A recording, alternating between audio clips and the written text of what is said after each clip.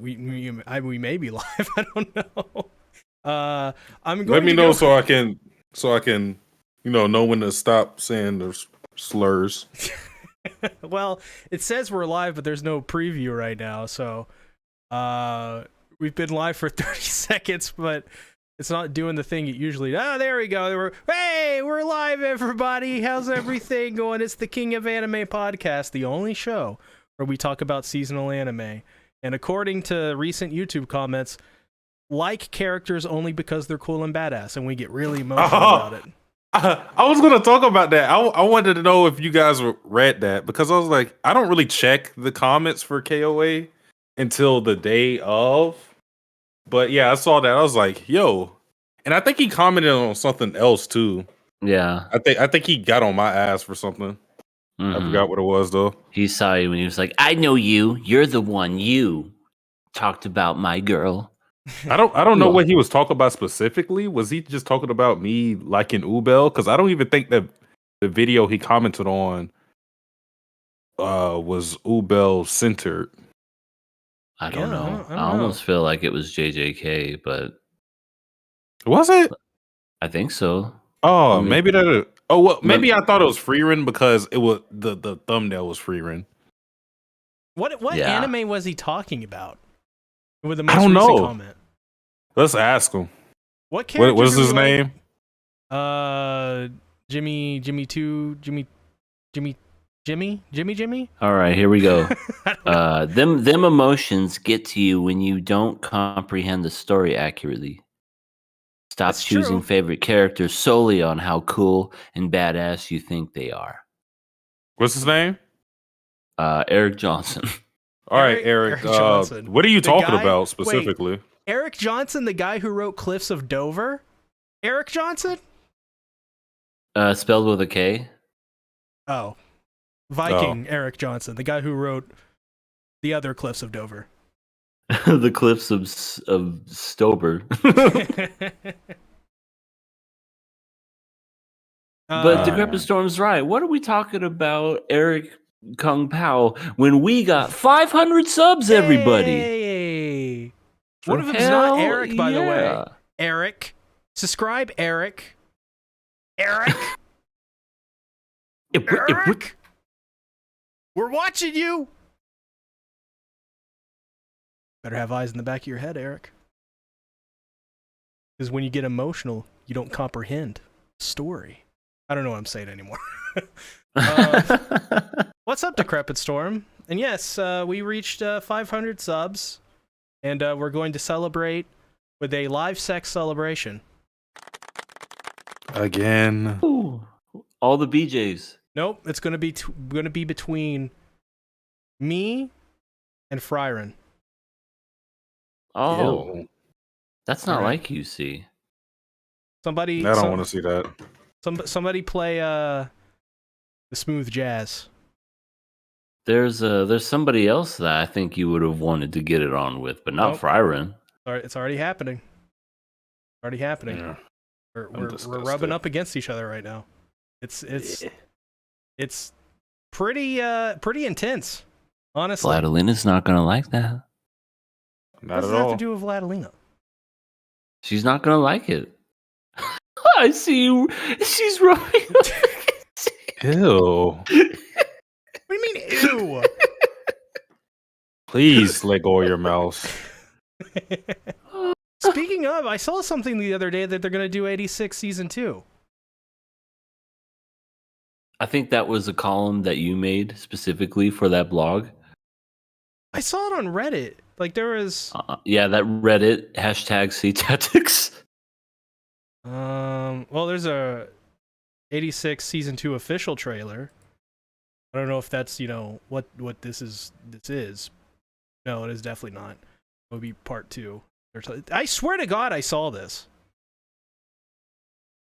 Yeah. See a lot of things, don't you? I see a lot of things. You could be a little more helpful. This is clearly not true. They only pick favorite characters based on how much they make them long and hard. This is very true. No. My name is Dirty. Easy tactics. No. That's fake. That shit's fake. We already know it's fake. I pick characters because of their intelligence. That's clearly not true, but That makes no sense. If At a all. character is smart, I say they're my favorite. we'll contradict that in due time. Don't worry about it. Yep, just give it some time. Lots of contradictions to be had on KOA Podcast. Speaking of which, contradiction number 1. But no, don't click on. Don't. No. And hello, Kitty. There- Yes, 500 Kings. We are the champions, my friend. I hate this. And Don't click that we'll link. keep on till the end. If you click that link, you support communism. Communism. Communism. You support communism. And you're a meanie poo poo head. Doo doo poo poo ha ha ha. Anyways, Yeah. we should, Are you ready? shit. Oh, I'm ready. Do it. Because, all right. See tactics? Huh? We got something to not give you the blues. Now let's get ready for the KOA. It's Miracle! All right. The first thing we have is Tatsuki Fujimoto, mangaka of Chainsaw Man. One Shot manga Look Back is getting an anime film. I have not read Look Back. I know it had a lot of positive reception when it came out. He had like 2 one-shots, Look Back and something else. Goodbye, Ari. Yeah, and a lot of people responded positively to it. Again, I've never read it myself, so I can't really build up hype for it, but I mean, it's cool. Yeah, I Pretty haven't read this one either. I haven't heard anything about it, but I did read Goodbye, Ari. I think I bought it. I think it's somewhere around here. That was before I was even into Chainsaw Man. Before I even knew he did Chainsaw Man. I just saw it and I read it. I was like, oh, this is pretty good. Well, speaking of one-shots, Junji Ito, I always cannot say this name, and it's the most simple thing ever. Tomie? Tomie is getting a new one-shot manga, so I guess like a new chapter because the series is already complete. This one kind of confused me. I'm not going to lie, especially because that series is, I think, at least a decade old, probably even older than that. But yeah, that's getting a new one-shot. I'm going to read it because that's probably my favorite Junji Ito work that I've read. I think I've read like 3 works from him. So yeah, that should be cool. Yeah, I haven't read Tomie yet. I actually haven't read a Junji Ito manga in a long time. And I don't know why, because he's like, his series are very disturbing for some of them. And I like that. Like I'm pretty okay with watching and reading stuff like that. So I don't know why I haven't yet. I may get on it. Do we know when the new one shot is coming out? I don't know. I can't give you an exact date, but it should by having the news right now, it should be soon. I don't quote me. I think it's either like June or July. Dude, when is Uzumaki coming out? I swear they've been working on that anime adaptation for years now. This year, I'm pretty sure. I think they recently announced the new release date for. I'm looking forward to that. It looks really good. I know nothing about it other than a guy's obsessed with cinnamon rolls and spirals and stuff. But Oh, that's an understatement. I'm curious. I'm not going to tell you which one of those is an understatement, but I'm sure you could figure it out. I think that's his most popular work. Yeah, it's either Uzumaki or Tomie is kind of like people think are his best. Is that the one, Tomie, is that the one where the people have doppelgangers with their heads as balloons and then they hang them? I mean, he has all types of stuff like that is in some all his weird manga. So I can't even tell you which work that would be in Because I saw it and I was like, what is happening? That sounds like it could be in either one. I love Junji Ito. He's great. So I can't wait. Yeah. Do we need to talk about this next one? Yes. Oh God. It is with a heavy heart that I have to tell you guys. He did it again. Reiji Miyajima, mangaka of Rent-A-Girlfriend. He has a new anime. And no, this is not another season of Rent-A-Girlfriend. Thank God. But, I mean, it's not as if we got any better news because this manga is some pseudo-incest manga titled The Shiunji Family Children. Yeah, pseudo-incest. Why? How can he keep getting away with this? Like, So, where's Jesse Pinkman when you need him? Can I keep getting away with this? how and why? This man needs to stop with his fetishes. We get it. You have fetishes. Go back to your room, and well, actually, that may be where he makes his stuff. Go outside. Get out of your room. Yeah.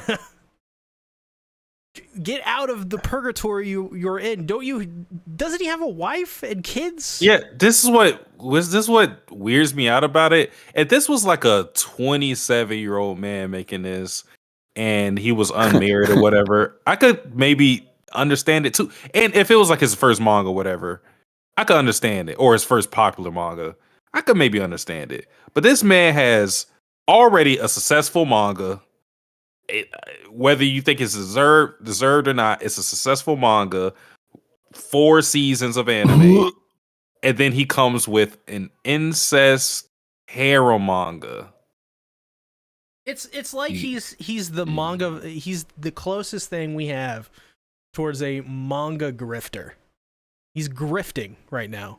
He knows this shit makes money because there are sadly the industry preys on a lot of mentally unwell people who don't know any better. A lot of them What'd are you kids. say? Me? Huh? I don't think he was talking about you. Yeah, no, Yeah. I think you're good. Yeah, of course not. Of course. Not talking about me. Kind of, yeah, that's kind of sus. Oh, come on, Baka. You know me. I'm very kawaii. I am a weeaboo. The Crepus Storm said, I thought this wasn't supposed to give me the blues. Well, I guess we kind of fucked that up. Yeah, just a little. Yeah, this guy sucks. I hate him. And blows. I sincerely hope he trips and it ruins And gets his. isekai'd to another. He's gonna trip on his money. I hope he trips. Oh no! I hope he trips on his money for like an instant and recovers it. But I hope he trips that second just so he knows. So he knows. Well, I hope he breaks his back. Damn. Whoa! What the? I'm kidding. I know he has a wife and kid, and apparently a cardboard 2D wife. So I mean, it's just. Can we trust these claims anymore? Maybe he's just saying all this shit just to say it. No. They have a picture of him. He's feeding her. He's going, "You eat your fucking food." The cardboard layout or the Except wife he's not for the putting kids? He's not putting spoons. What if in the his cardboard wife and cutout's kids mouth? are cardboard cutouts? Oh my god. I mean that sounds like a horror manga. This is another Junji Ito type thing. You know, he's the kind of guy that would drink Yoo-Hoos. Hey. Is there anything wrong with you? Yeah. I'm just saying, he seems like a Yoo-Hoo drinker, and I don't know how to think about that. Can't I trust don't know those what to think guys. about you. How do you not like Yoo-Hoos? It's chocolate. It's chocolate water, really. Well, to be fair, I haven't had one in years, but I remember when I had them a long time ago, I liked them. Yeah. He's just a hater. I'm just Yeah, saying, that's if true. you drink Yoo-hoos, you may start eating people. I was doing that before the Yoo-hoos, though. That doesn't count. Oh man.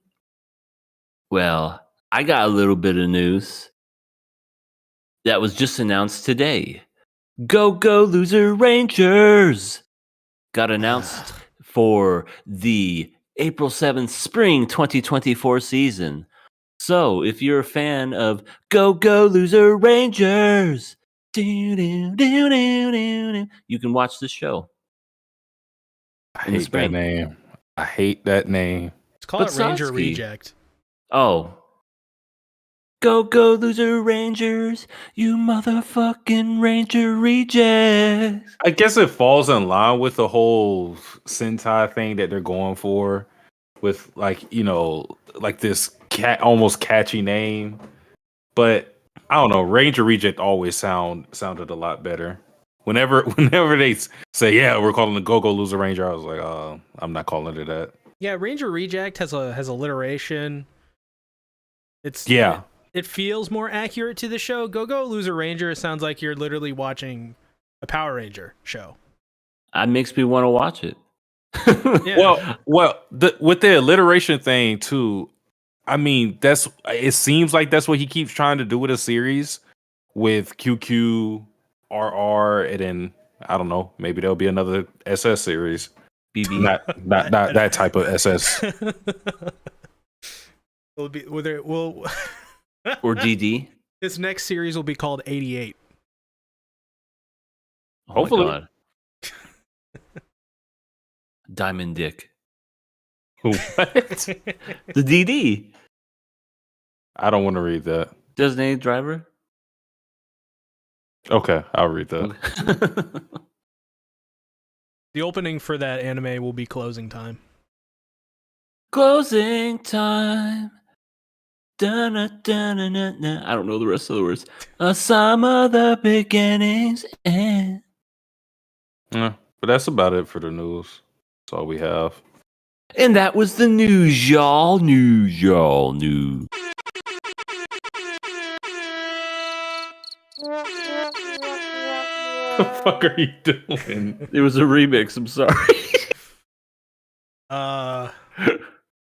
Well, let's go ahead and get into our first topic of the evening.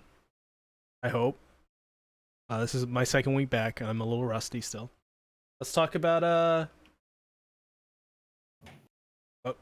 wrong one. Shinsekai Yori. Oh shit. Yeah, let's talk about Shinsekai Yori episode 11 and 12. From the new world. So I watched Everything this episode is last better week, under the sea.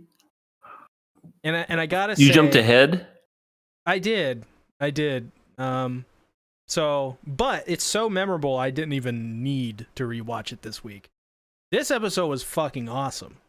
The episode 10 was great too, but this one was really cool because you think like, after the last episode, like, oh my god, they're gonna there's gonna be so many revelations and all this stuff, and like, we're finally gonna get to the bottom of everything, and we eventually do, just not in the way we think it happens, where basically the kids get their minds kind of replaced and wiped, and we get my favorite character in the series, Ryo, who is literally He's always generic. been there. Yeah, he's the generic guy.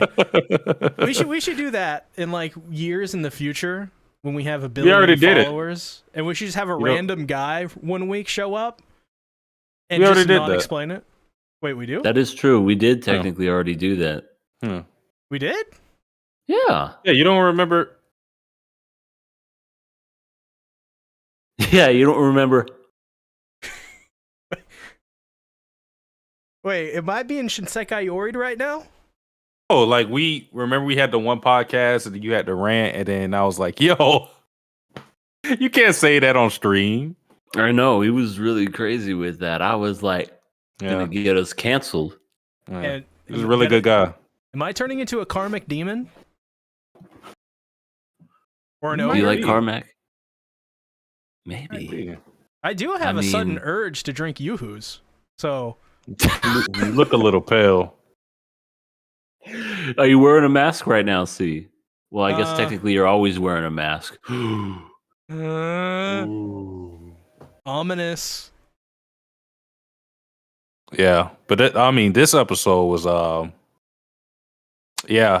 very eerie stuff with Saki trying to get to the bottom of what exactly is going on because they can't remember Shun, but she is the one who probably had the strongest feelings with him for him, and also saw him in his last moment, so she can sort of remember that something's off, and then through her meddling, everybody else is also able to understand that something isn't right with their memories and Ryu acting as if he was Shun.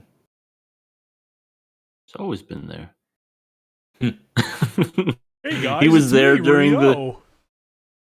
right. It's like, hey guys, it's me, Rio. You know, the one that was there during the River Lake I'm your incident. friend. You guys, I love We've you always all. been together. Satoru, remember that time I blew you in the backseat of a car? Remember that drug deal that went Such- wrong? Satoru's just like he doesn't have the skill for that. He doesn't have the right. suction power. That's not the mouth I fell in love with. It's funny because even Satoru, what was it when Saki asked him, "What made you fall in love with him?" He was like, He was like, it wasn't that. his good looks, his personality. I don't know. Even he couldn't know why. What if he just flat out said he was 6 foot? like that. That was the reason why That he was got the with him. reason. The guy was 6 foot. You know how tall I am? At least 5. He makes me feel small.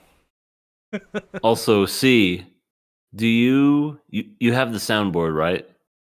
I do have a soundboard, yes. You can scroll down to yours, the public server, and click on that one, the one that says you're an imposter. Why? Click it. Damn it. You are an imposter. That is what happened to the guy. He was an imposter. He was not at all who they said he was. Oh, I know who he was. Oh, he could have been. I mean, he was a pretty nice guy. Yeah, he just, Saki just didn't like him like that. Yeah. But they even start to remember Reiko, which Reiko was all the way in episode 1, and she got disposed of that episode. Seriously, I almost forgot about her until this episode. I forgot there was another girl. They got you too. They did, and I think that was by design. I thought that was pretty clever. I was like, I almost forgot that there was another girl. Yeah. Because they're wondering, because everybody has a group of 6, and they notice that why is our group dwindled down to 4? And it's a lot of holes in their memories. So this whole memory altering thing isn't perfect, but it's good enough for it to work, because eventually, because it's not just you can't remember things, it's when you try to even get on that train of thought, there's something blocking you. Which kind of speaks to whoever's doing this. They got to be a powerful Cantus user, because that's a pretty hacks ability, especially if it's working on everybody, all the students involved. But yeah, so they just keep spending time trying to remember Shun. They go to his old village and see it's abandoned, and there's a lake where I'm pretty sure that's where Shun died, or at least where his initial attack where his home was initially. Yeah. Yeah, that Like, was crazy. damn. There's just a hole left. Huge. Yeah. You could say that he was a very holy person. Yeah, where's the sound effect? I didn't have it at the ready. All right, my bad. Another interesting thing with this episode is everybody is meant to make pairs of one boy and one girl, which they say is for them to do duties together. But Procreate? yeah, basically that's what they're trying to get them to do. So this whole society is just odd. It makes sense. It's very pragmatic, but it's a very controlled environment. But I mean, with the next episode, we can kind of see why it's like that. Yeah. Yeah, that next episode. But with this episode, I have a lot to say about the next episode, but I'll get to that later, and it involves sea tactics. What? Oh, you mean her? Yeah. The G-MILF. Absolutely. Mm-hmm. I mean, when she was a MILF, she was freaking hot too, but I feel like she got even more attractive the older she got. I guess we jumped ahead, but Here we go again. We're just picking characters because they're cool and badass. We're a bunch of fucking idiots. Look at us. Look at us. Liking things. How dare we? I have no volunteer.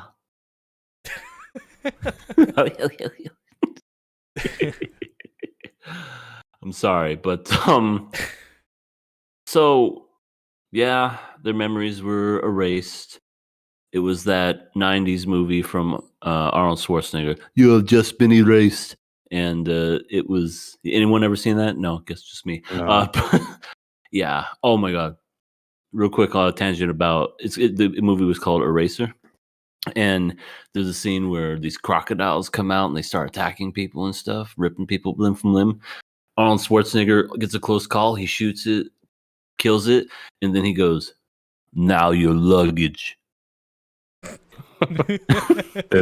When did this movie come out? I feel like it was the mid 90s. Yeah, that's got to be like 90s. 95. That's definitely 90s. Or late 80s. Now your luggage. Oh, I almost want to look for that clip. I'll show it to you after the stream. But yeah, after all that had happened, they got ratted out. That's by the wussy McWussbag.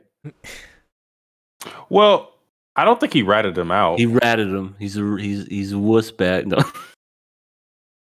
Because I'm kidding. He's very easily scared. He's precious. He's delicate. Come here. Okay. Well, that too, because Mamoru is the only person that we didn't talk about yet. So as they're all figuring out bits and pieces of their memory, which has been altered, they didn't get everything, of course. And Maria is the one that's kind of, at first, she was thinking that maybe Saki was crazy, but it starts to gain more traction, and they start to believe her more and more. And Mamoru he freaks the fuck out. He's like, this can't be true. Yamate. Girls can't love girls. And then he just got out of there. I was going to say earlier, this show needs one of those moments. That's we one need of my a character favorite fucking lines. That's just in the closet but doesn't know it. You're both girls. Girls can't love girls. Girls can't love girls. Girls can't. Wait, you forgot your bag. Yeah, he just can't handle it at all. And that's a big plot point when it comes to how Saki deals with it and how he deals with it. Because even the next episode, I'm not going to talk about it, but the next episode is called Weak Link, and they mentioned that the whole phrase of a chain is only as strong as its weakest link, and Mamoru would be the weakest link while Saki would be the strongest, and not because of her Cantus ability or anything like that, but because of her resilience in learning the truth. It's not as if she's unaffected, but it doesn't make her change as a person. We saw with Shun learning the truth affect him in a way that he turned into a karma demon, or at least it was a catalyst. And with Mamoru, right now he's freaking the fuck out. But with Saki, she is affected by it. She's sad about or not sad about the truth or anything like that, but she's trying to find out the truth and everything, but it hasn't affected her on the level where she's changed or anything dark has happened to her psyche. And that's why we got what we got in the next episode. But Mamoru, yeah, he was out of there. Also, cuck hug. Oh my gosh. The part where the two girls hug each other? Yeah. They hug each other, and then Satoru hugs them. They have a big group hug, and then they kiss in the group hug. I was like, wait, what the? I was like, what the fuck? Maria was like, Saki, you're so crazy. I think I want to have your baby. That was just, yeah, cuck hug. That's all I gotta say. But last thing we found out in the episode was Satoru's grandma is the head of the ethics committee, and she has her talk with Saki 101, which goes into episode 12. Which, Jesus Christ, there was a lot in this episode. No, there was tons, yeah.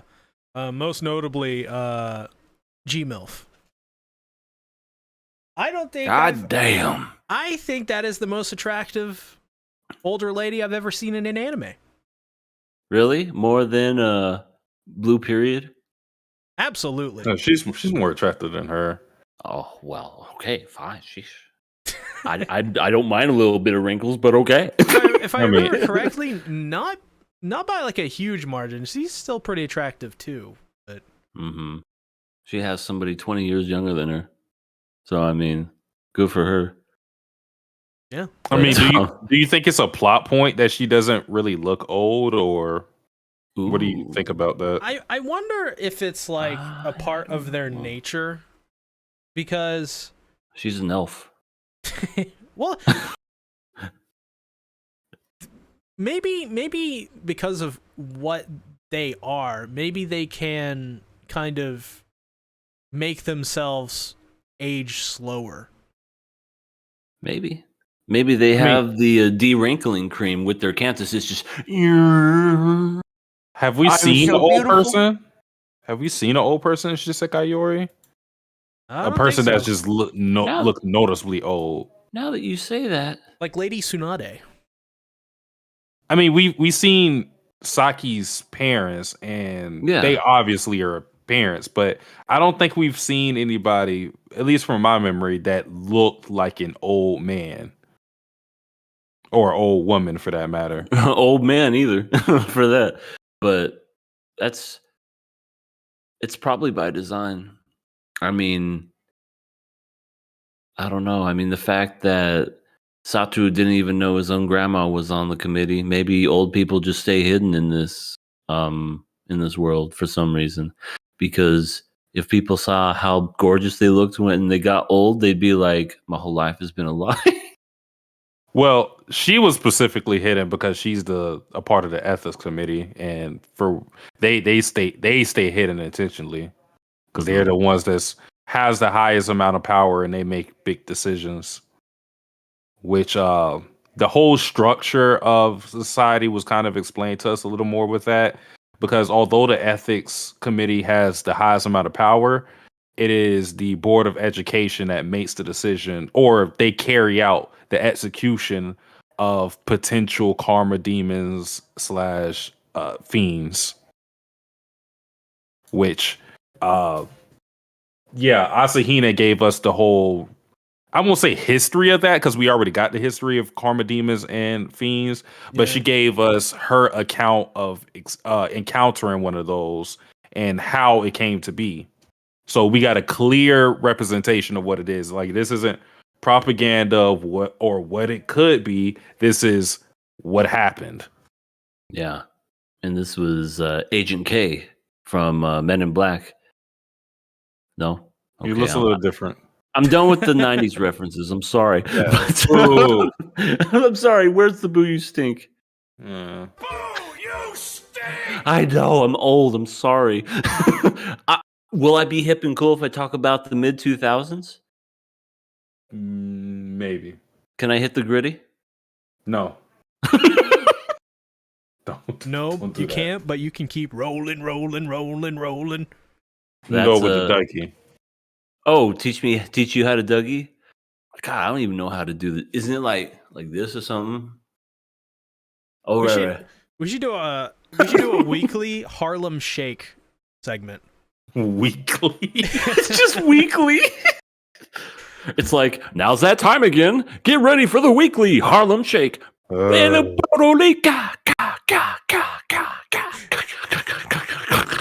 Through the Harlem.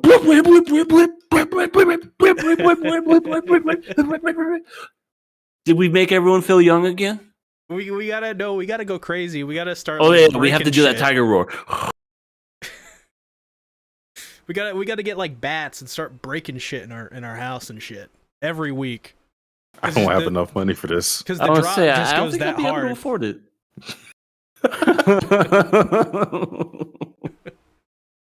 Oh, I'm sorry. What was the question? So, with the whole revelation of how, or at least not a revelation, her account of what a karma demon and a fiend is, you can see how dangerous they are. Yeah. And we talked about this already, but it's kind of insane how all it takes is for the death feedback to not be implemented in one of these people, and for one of them just to have some violent thoughts run wild, and you get a situation where he killed 1,000 people, and then the other situation where it's a karma demon this time because he was a fiend. The karma demon, I wrote her name down somewhere. Kutigawa Izumi. And she was causing a lot of havoc too, but it wasn't nearly on the scale of K, but still pretty dangerous. Yeah, all it takes is a little mistake on their end of not, because back then when K was doing what he did, they didn't have anything in place for a situation like this, because she said it was 80 years since a fiend had popped up, so they didn't have the same regulations that they have now, where they're checking basically your personality and your potential to become one of these things, as well as having tainted cats to kill you if you do indeed become a fiend or a karma demon. They didn't have all that stuff in place. Therefore, K was able to kill 1,000 people unattested until he basically decided on his own, let me go to the doctor. And then the doctor, covertly puts the poison in them and then dies himself. Damn.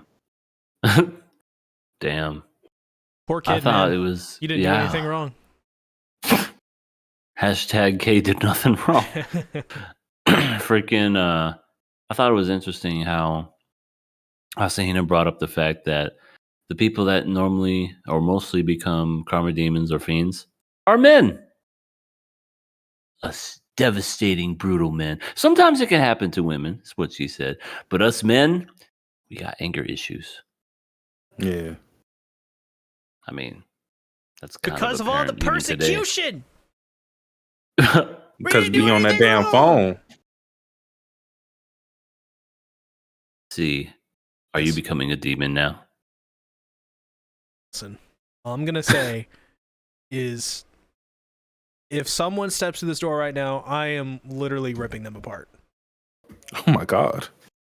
Wow! I have something to admit to you all. What is it? I've been drinking Yoo-Hoos this entire time. I knew it! I knew it! I knew no one could hate Yoo-Hoos. You like Yoo-Hoos, don't you, Squidward? It's that episode. You like Krabby Patties, don't you, Squidward?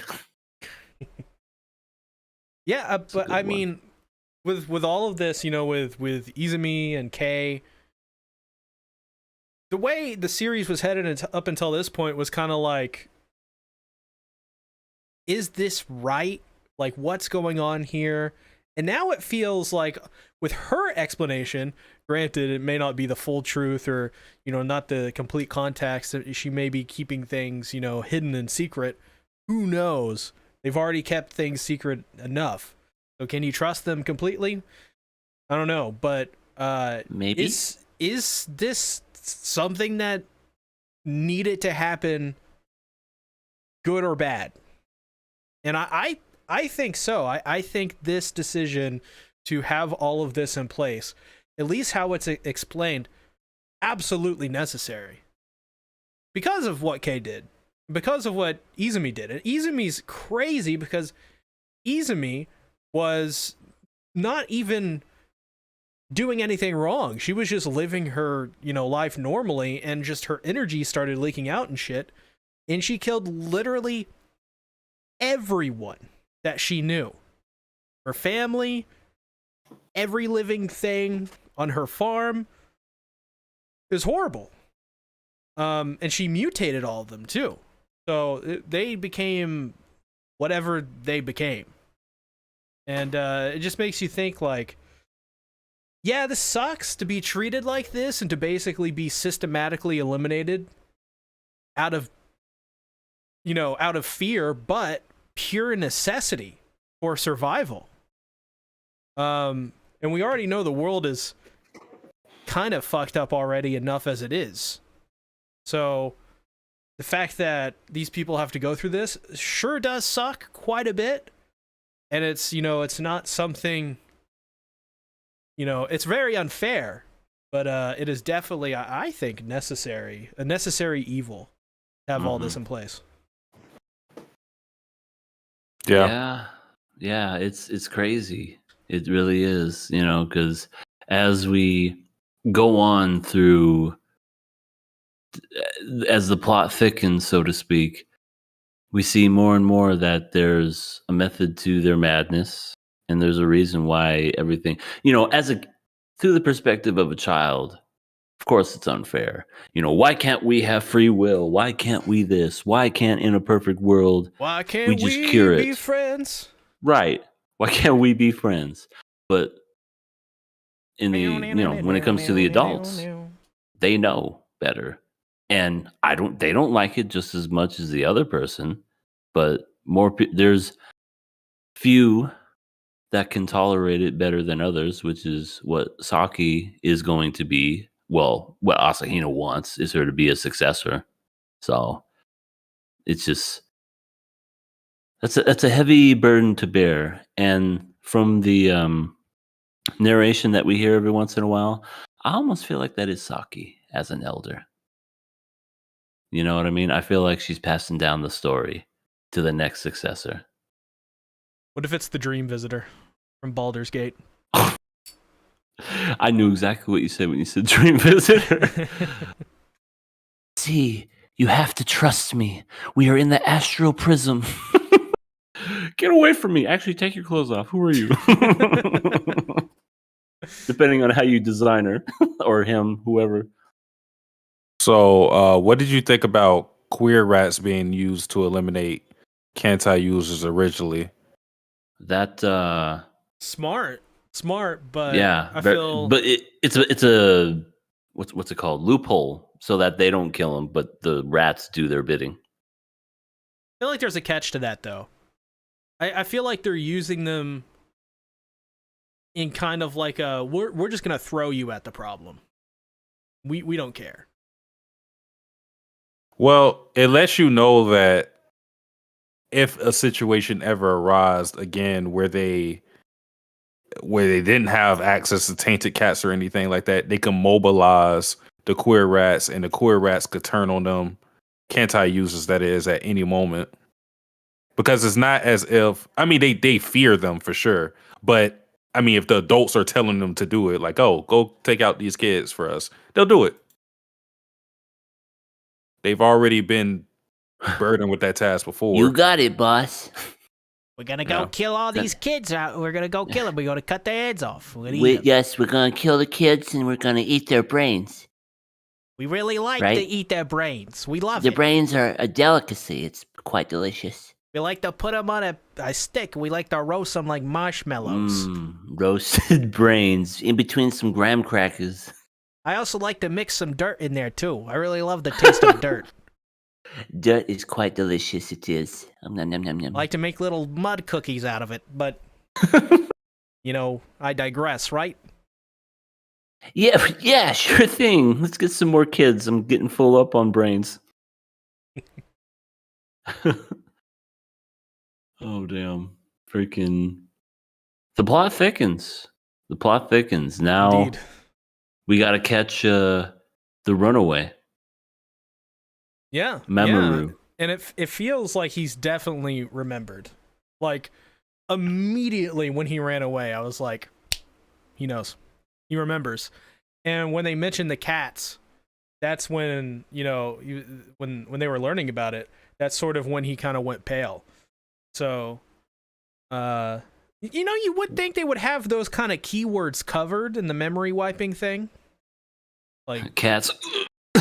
Well, Maria says when they're on the boat, she probably had something to do with him running away because she said that she was teasing him about the adults possibly because she was talking about them getting into trouble and she was teasing them about the adults sending a copycat after them, and I think that freaked him out.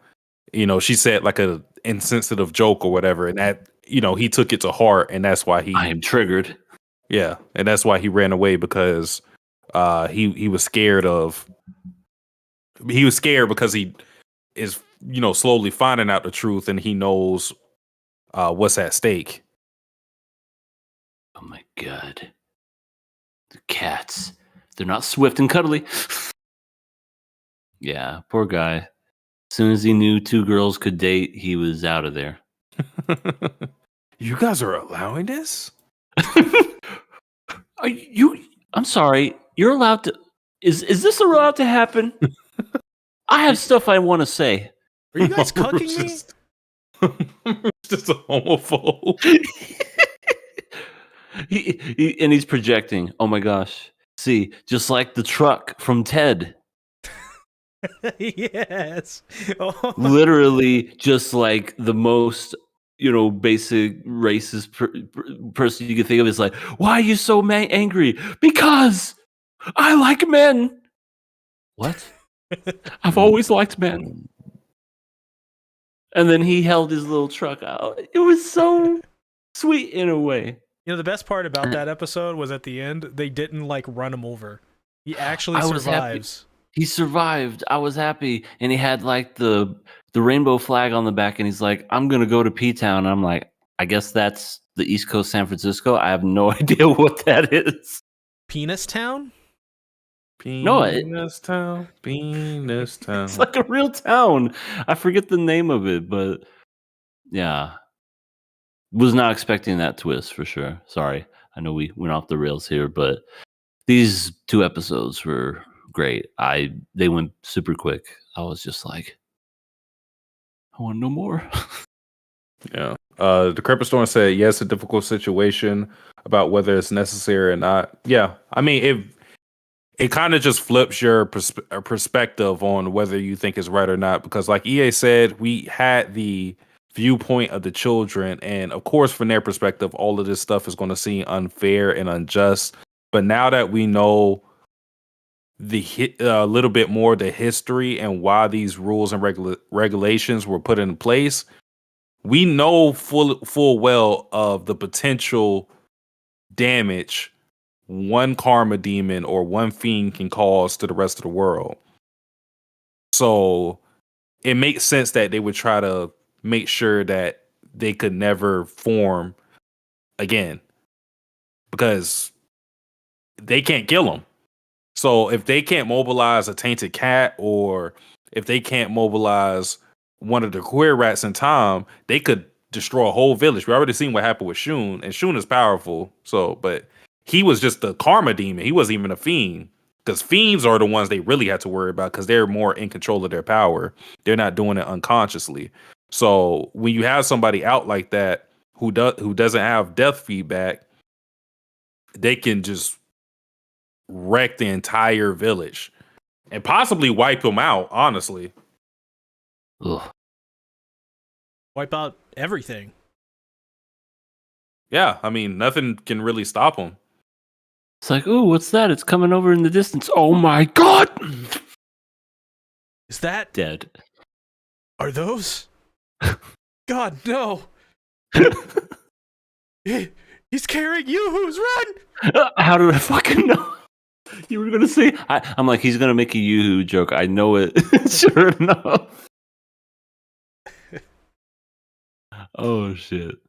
I guess the last question I want to ask y'all is, what do you think of Saki possibly being the head of the ethics committee? Do you think she'll take that role?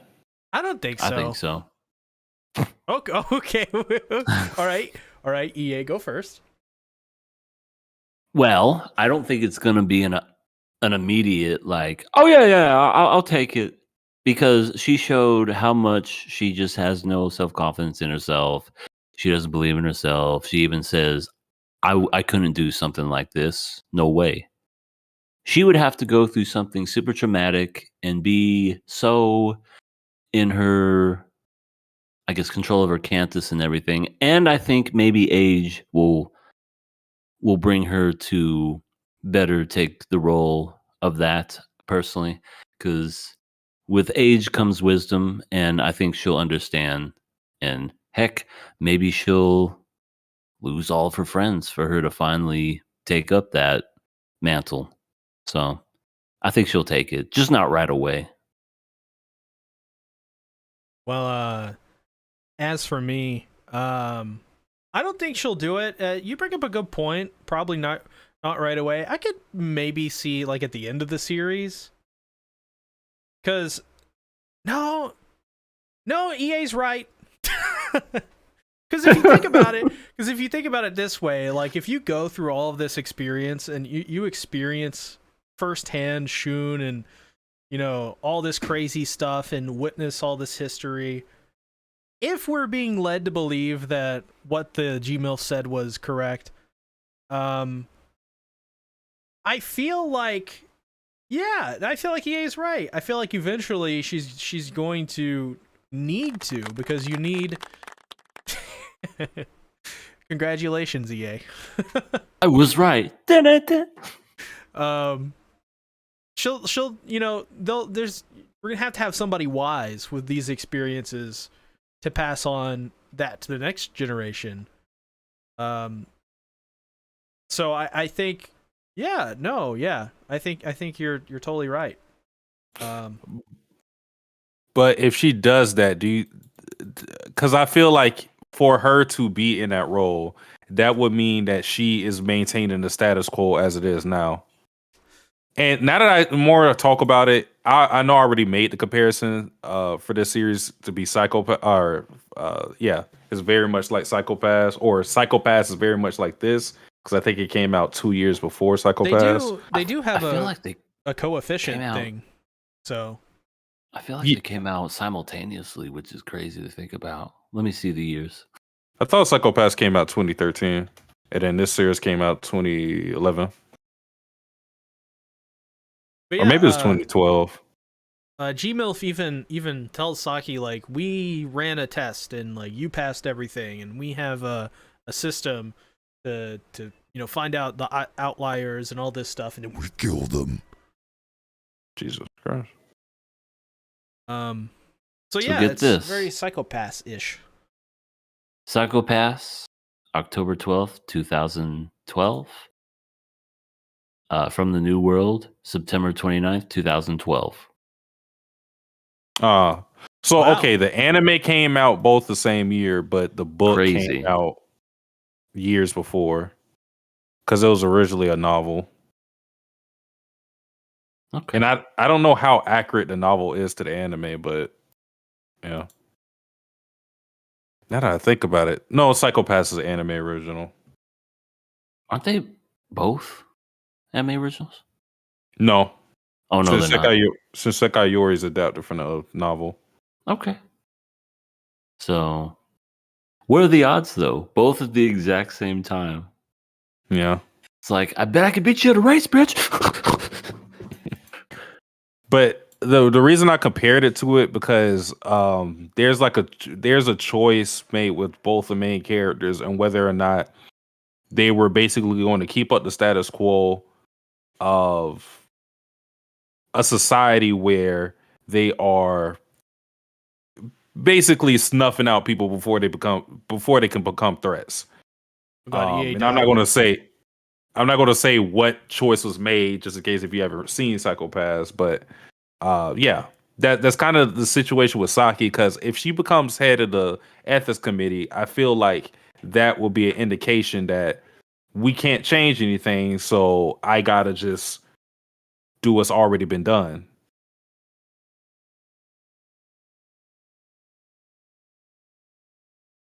Sorry, I had to turn on the fan.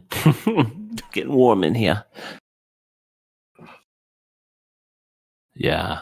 Crazy stuff to be held. Anything yes, else? Time to take off your clothes. Bow, chicka, bow, bow. Wow, wow, wow, wow. I've been really trying, baby. Wow. EA was a fiend. I was a fiend for a second. I had it got hot in here, so I had to take off all my clothes, and then I turned into Power. Oh God, that's even worse. She's the worst of fiends. You know, I'm gonna ask a really strange question. No, Power's not hot. Next question. No, I think we already discussed that. I had a discussion recently about that. I don't know. But Power with clothes or without clothes, which one smells worse? Without. Okay. All right. I'm satisfied with that answer. Okay. Well, next topic. Metallica Rouge the Bat, episode 6. What I've felt, what I've known, never shine doing what I've shown. Naomi in this episode says "What the hell?" This whole episode was kind of funny in so many different ways. There was a dog that got kicked. There was Naomi being Naomi. There was a lot of fan service. Rouge was doing something. Then there was another girl. There was also fan service. This episode was like kind of lighthearted, but not. I don't know. I gotta be honest. Gotta be honest here. I know the past couple episodes, well, especially the last one, really hasn't been our cup of tea and everything. But this particular episode was actually not too bad. It was actually you know what it felt like to me was like an episode of Cowboy Bebop where it didn't take itself too seriously, and it was just a ridiculous, fun, goofy type of episode. Was it as cool and as complex as Cowboy Bebop? No, but it was still fun because I think I pissed my pants laughing when Rouge was like, "We need to find out who the clone is. I'm gonna punch everybody in here." Line up. And I'm like, she's not actually going. And then you just see it. Well, you don't see it. You just hear it. Bah, bah, and then you just see Naomi's face slowly just. By the way, Naomi's design is fucking incredible. Oh yeah, she's what an great. Amazing character design. Yeah. It was super funny. And then she, like you said, kicks a dog, and I'm rolling on the floor just like, oh my God. And then the dog's like, how did you see through my disguise? It's a furry. It's a goddamn furry. But yeah, that was pretty funny. But and I see the note here, Sasuke. I feel like that's kind of where it stopped, especially at the end. And I think you have a lot to say about that. So I can. The floor is yours, Mr. Savage.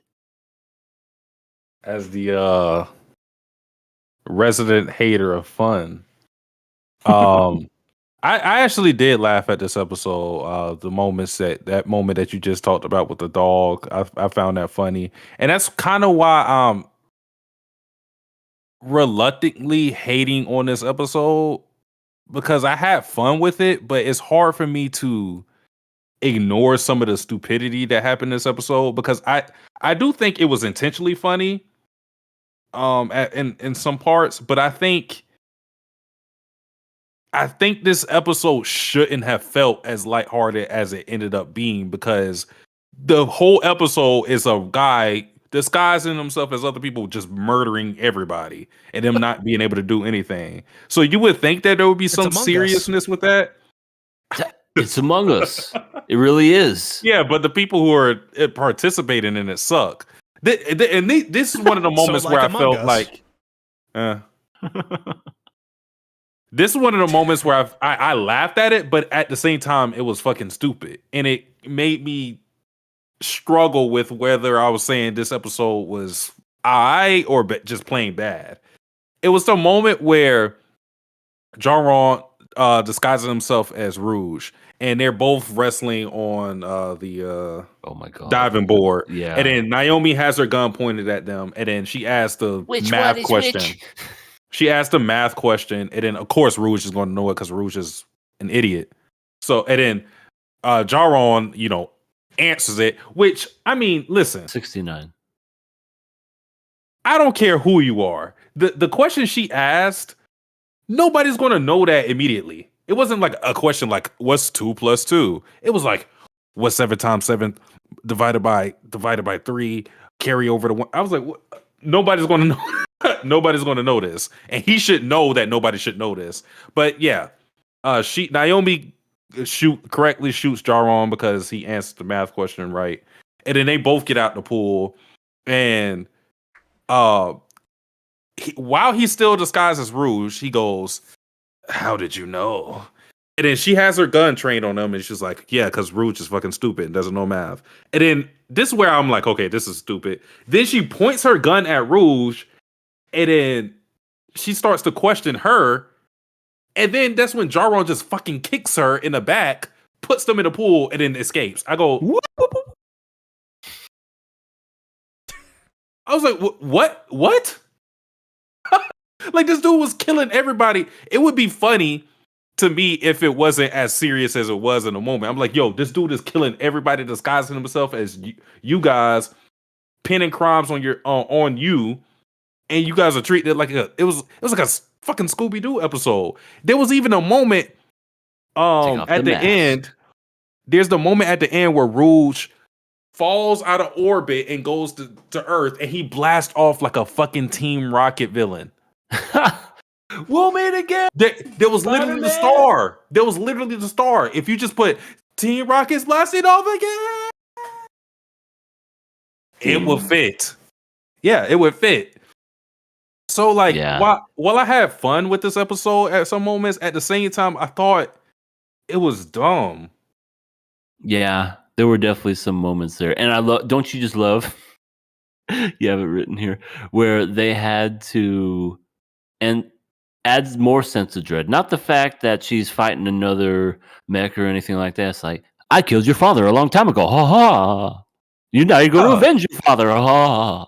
That was another moment where I was like some Speed Racer shit. He said, yeah, I killed your father, by the way. I was like, I didn't even know Rouge had a father. Your father's dead by my hands, Rouge. You metallic bitch. And you could have him make a sudden reveal like that, but that just felt super clunky.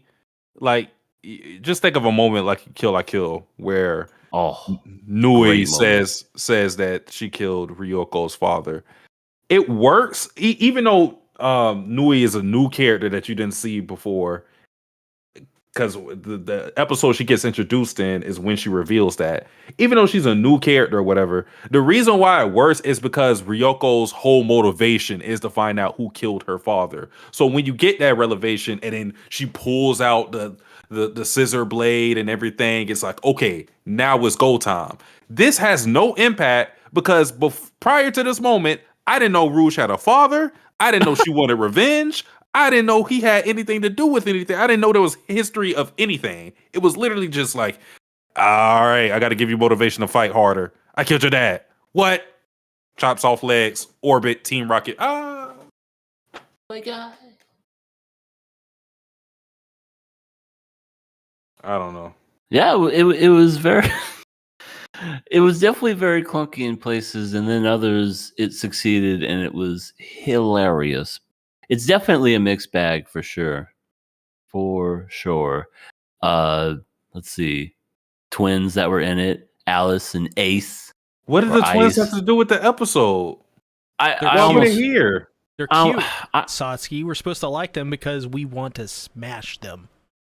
I almost felt like their purpose was going to matter at some point because we kept seeing doppelgangers and the guy copying everybody.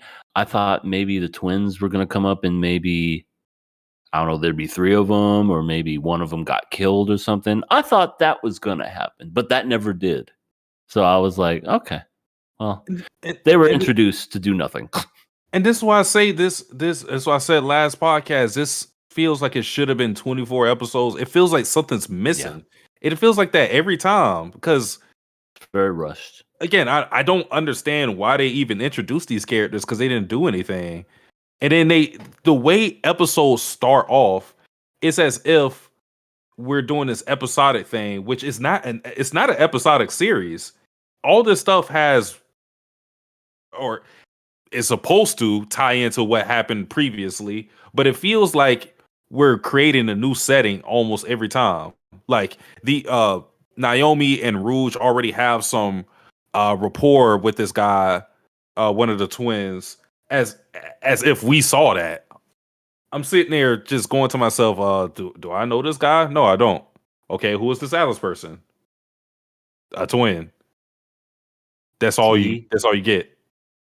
What purpose do they have? None, really. I mean, there was a lot of other characters too that have the same problem, like the reporter girl who did one thing that one episode and we never saw her do anything else. She just stalked people and was taking pictures. Yeah. It's okay. There was the one Neen guy who was a part of the wealthy family and they were abusing them, and I thought that was going to lead somewhere and it didn't go anywhere. There was a guy last episode that transformed into he was one of the Immortal Nine, and he was the grave robber guy, and yeah, that's kind of like a big deal, but again, we didn't know anything about him prior to that. Yeah. And he even had like a one-liner where he's like, I'm kind of a big deal, and then he just transformed. And then we had the lady at the beginning of the episode with the red hair who was like, yeah, I'm an important person too. And we never seen them before. We never seen them before this episode. We never even heard their name. Because I've been writing down all the names that even characters we haven't seen yet, and we've never heard of this character. And she's like, yeah, I'm kind of the main person in charge here. Oh, and by the way, there's a mole in this episode. And then by the end of it, it's like, oh wait, Naomi's the mole. Dun, dun, There's- dun. I think that's my biggest issue. There's no build up to any impactful moments in this series. Now, is she a mole or is she a double agent?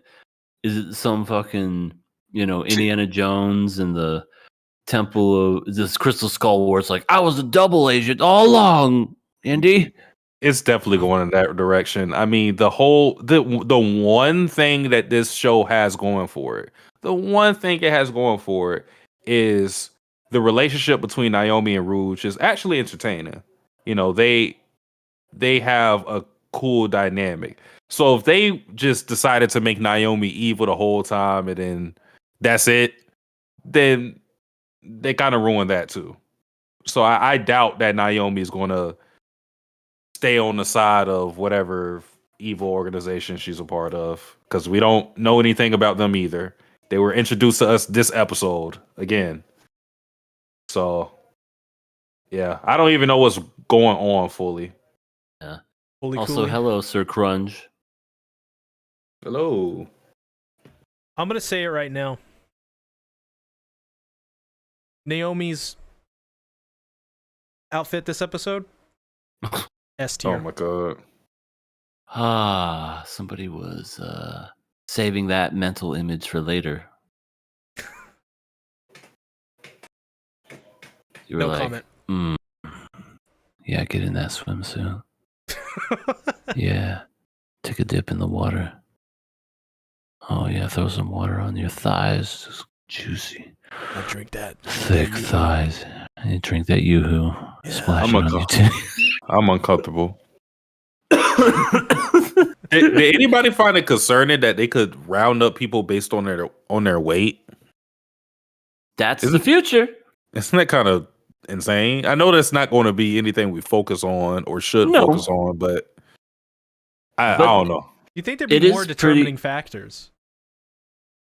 It's like, what's he wearing? The kind of boots? Like, what's he carrying? Yeah, exactly. But that's I don't know. Like, that's definitely something that's some Black Mirror type stuff, where it's just like, there was a person that weighed approximately da-da-da-da. Round up everybody that weighs about that much and put them in a room. Oh.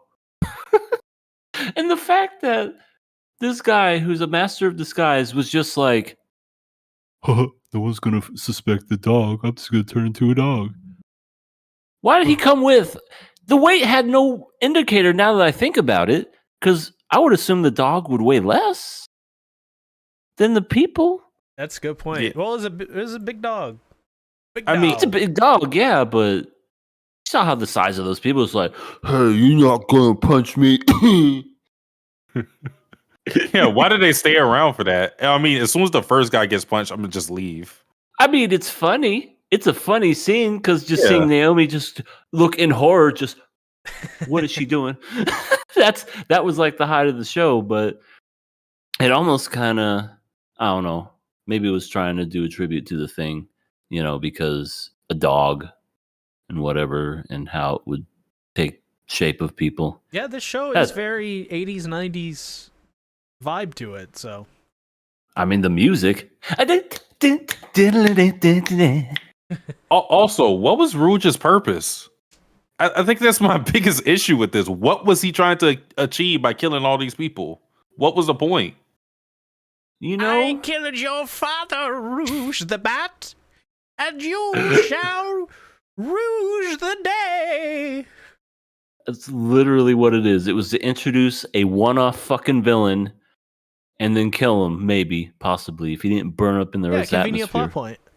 He's gonna come Just back. to introduce that. He looked like Vash. You took my legs, and now I'll take your soul. Yeah.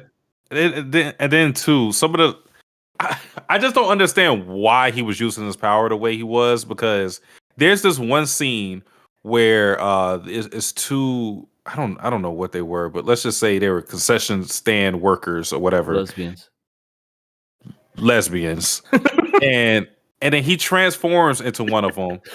And then he goes behind her and then kills the one he transformed into. And then I go, why did you just do that? Because he left the other one alive. So what was the point in that disguise in the first place? because she just saw she just saw the girl she thought she knew kill herself. So obviously she's going to know something's wrong with that. So I just went, why did you what was the point of that? Yeah, Some of this stuff just didn't make any sense. This villain was actually kind of dumb. Like, literally dumb. Like, I think brain damage. I think he fell on his head when he was like 5 and just grew up to become a one-off villain in an anime. So congratulations. One of my favorite parts of when he was killing the people was when it's the first one he did, is when he goes to a meeting with a guy transforms to his friend, and then he hugs him. He's like, oh, they talking like Sims characters. Oh, and then he just runs out of there. That'd be my favorite one. Yeah. I the only thing I could think of what the plot or what his purpose was, because they did see Naomi's doppelganger in the camera and how she mouthed the word "come find me." So I'm almost thinking all that was there just to have them fight. But even then, the fight was just very mid. But I guess my problem was, why make it this whole like this cat and mouse detective game, basically, where it's kind of like we had to find out who he's disguised as, when it didn't really have any bearing on the episode, because all he did was end up fighting the main characters. It didn't. There was no reason for that to happen. It felt like that was there to stat pad time for whatever reason. Satsuki, he's a crazy man. He likes to kill. You have to see how crazy he is, because he likes to kill people and turn into his victims. Ooh. I mean, at least we got the dog kicking scene. That's literally the best thing that happened. I fucking died. That entire I just scene like how was he great. stood up. He just. How did you know? And here's my problem. Okay, I got another problem. Last problem. Rouge's whole plan was, I'm going to punch them, and if they can withstand the punch, then it's him. But she says this out loud. So all he had to do was just writhe in pain. Like, what was he too much of a man to like fake like he was hurt? All he had to do was, oh shit, or that's it. I know. Do the same thing everybody else did. Do Instead, he just went. That didn't hurt. Why did you do that? I know. Like, the more I dissect this episode, the more it's. I mean, yeah, it's fun, but God, is it so bad? Like, just. Yeah, because just imagine if he would have just like kept it and like did a few dog whimpers or whatever, and then just, dude, Rouge, what the fuck is wrong with you? You just kicked a dog. Look at him. He's fucking, oh, poor little baby, and it just turns into she just gets arrested after that or something. Hard cut to her getting into a police car. And then you just see the dog in the distance just... But he weighed 150 pounds. Tell it to the judge. Oh my God, it turns into like... I swear it wasn't me, it was the dog! The dog did it! Well, anything else? It's a Kill or Pass episode. So. Kill or pass, or pass. Dang, it is. Yeah, Yep. It's episode 6. I'm gonna get my vote out of the way right now. Listen, I love Metallica Rouge the Bat. Metallica! I'm a big Metallica fan. The most recent album, very solid. Sid Anger YouTube remixes, pretty solid. James Hetfield, pretty awesome. Pretty solid. Metallica! I give it a pass for James Hetfield.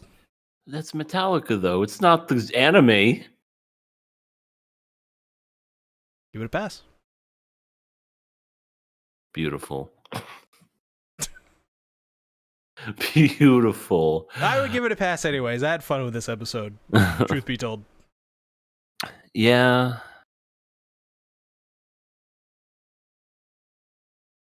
I think I'm going to pass this one too, Sasuke. I had fun with this episode. I did laugh. If it was going to be like the last episode where it was boring and nothing really... I mean, don't get me wrong, nothing made sense here, but at least we got something out of it, even though it was dumb. I will say this. By episode 9, where it's up for the chopping block again, if it's more like this, I don't think it's going to last. But yeah, for me, it's a pass. How disappointed are you in both of us? My vote doesn't matter. So, but I get it because I don't think this episode was god awful, but I don't understand what the story is trying to do. If this episode was more lighthearted and it didn't, because the whole thing with Jaron killing Rouge's father and then the murders that were, if it was a more lighthearted episode, I don't think I would have an issue with it. But it's still trying to move the plot in a way that doesn't make any sense whatsoever. I don't understand what the story is going for at this point. That's why I would kill it, but it doesn't matter. So we got 3 more. We got at least for 3 more episodes. Yo, I am interested to see how things are going to end, just because at the halfway mark, I don't understand what they're doing. But yeah. Well, other than my curiosity for how it's going to end, I don't think I have much. Well, for those in the chat right now, what would you, if you guys watch this episode, kill or pass? What are you guys thinking? Yeah, because we're biased. We only pick the cool characters we like. All it's I hard know for is us we get so emotional. If there's a character that Sasuke loves that dies and fuses with another character, create a brand new character at the last episode, then it's definitely over. Well, so far, I don't think I like anybody like that in this show. Like, I guess Rouge is cool, but I don't have a strong love for anybody. So if anybody has a favorite character in the show, no. If anybody has a favorite character in the show, they're safe, because I don't like them like that. Yeah, I think that's the only reason why it passed, was because Naomi's butt. I concur. I think it's okay if we pass the show for Naomi alone. But it is now time for us to get into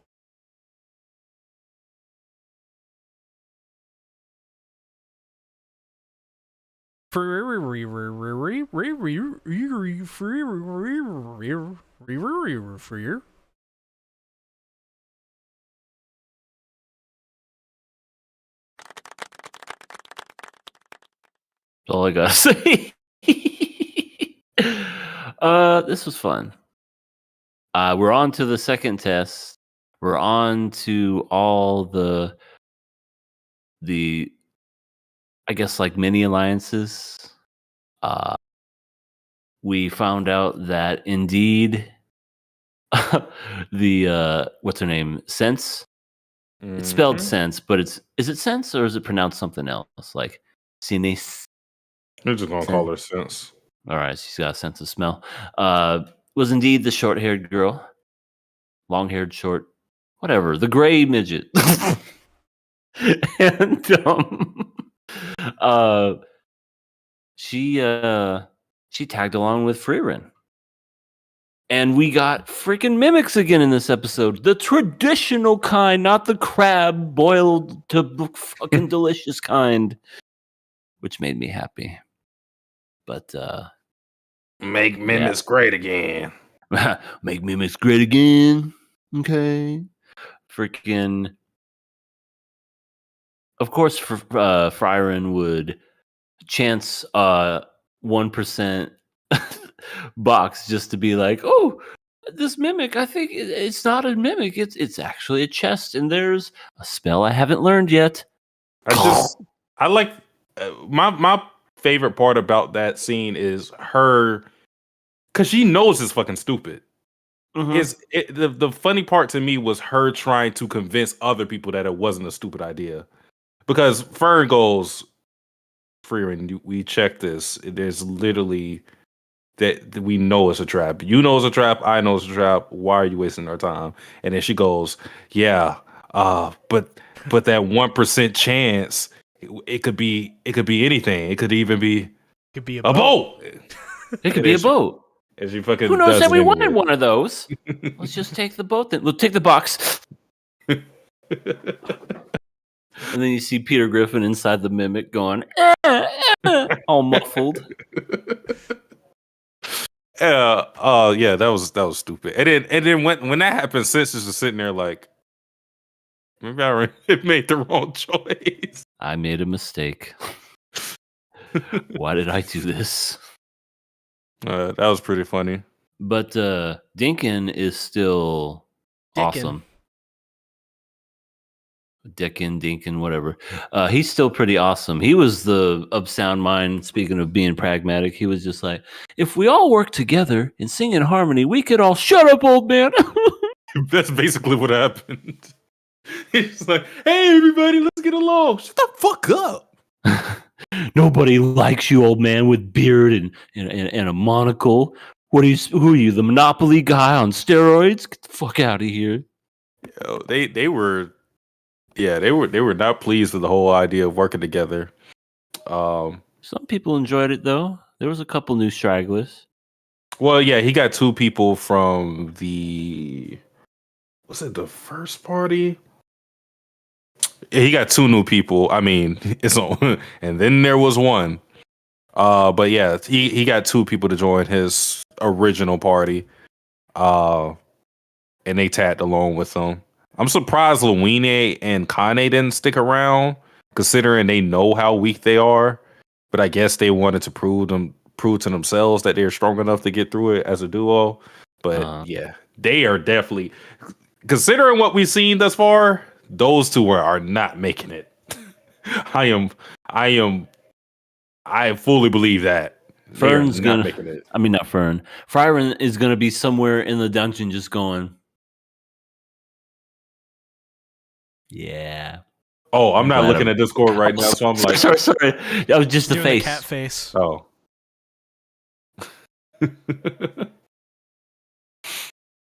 Yeah, I Listen, don't think they're gonna make it.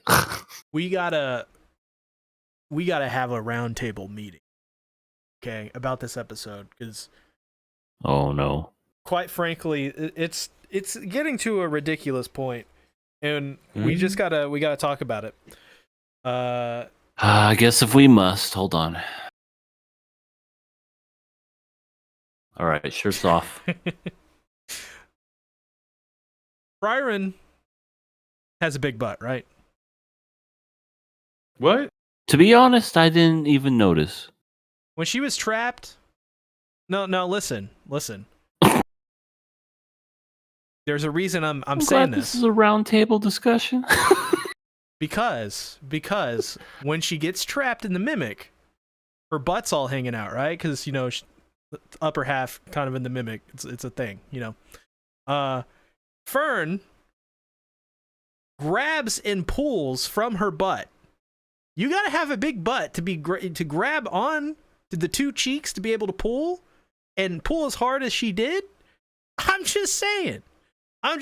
Not only that, she was doing some pushing as well. I don't get that part. You would think it would be more pull than push, because it would go. Point being, Frieren, I'm just saying, she got a big butt.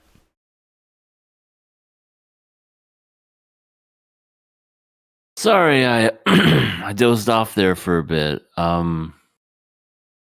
I see Sasuke is no longer with us. How you doing, C? Well, I'm doing pretty good. I just got done with one of my amazing theories that I usually always seamlessly pull off with no one being even vaguely disappointed. Riding that high right now, doing pretty good. And I'm thinking maybe later on today I'll go out. Even though think about her butt. 10:30. No, I was gonna go out with the bros. And watch the big game. Toss a couple back. Yeah, that's what I was thinking. Had a good day today. Well, that's good. That's good. It is Monday, so it is the beginning of the week. Always a good first day. I see Satsuki moving now. I don't think he's even acknowledging your existence at this point. I mean, listen.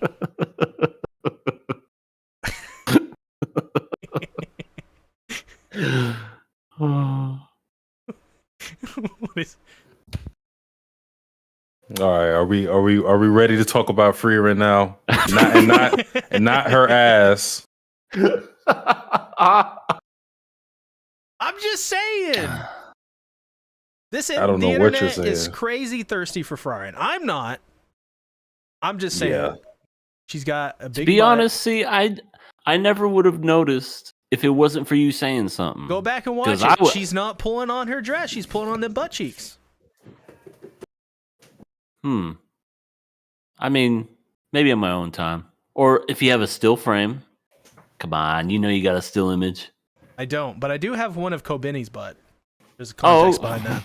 This is not what I asked for. I think Sasuke's leaving town. I think he's packing something. Well, I'm here, unfortunately. Give us your play-by-play thoughts. What are you thinking right now? I did not think about Frieren's ass at any point in this episode. At any point.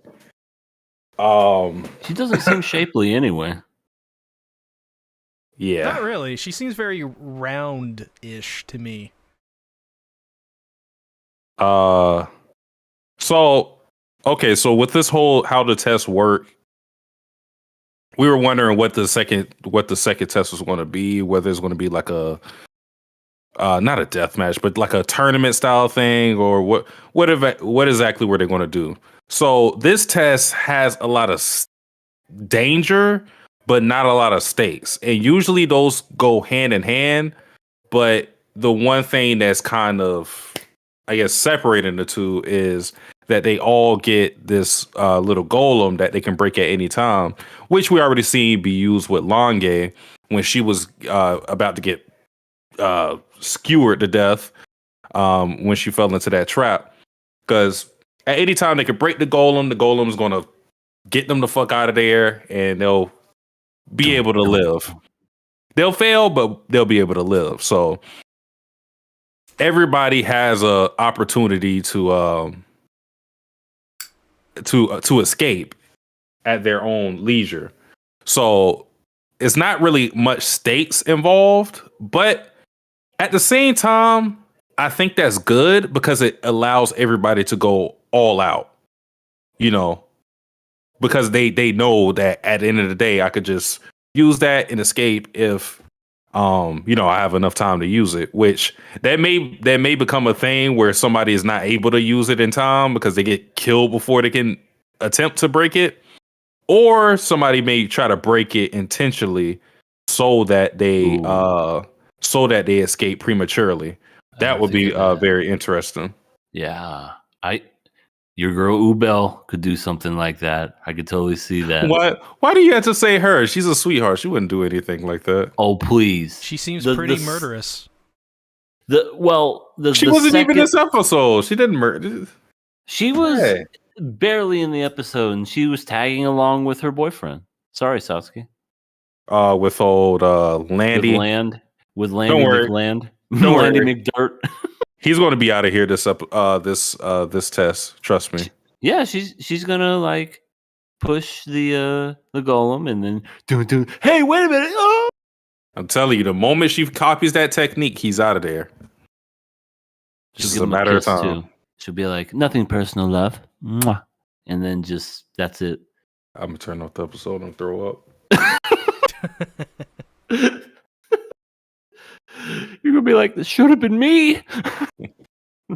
But yeah, the escape golem is an interesting concept to make sure that everybody can fight to their full potential. Because I know I'm jumping way ahead, but what we got with that last scene of the episode, I don't think we would have got that had they not had the golems.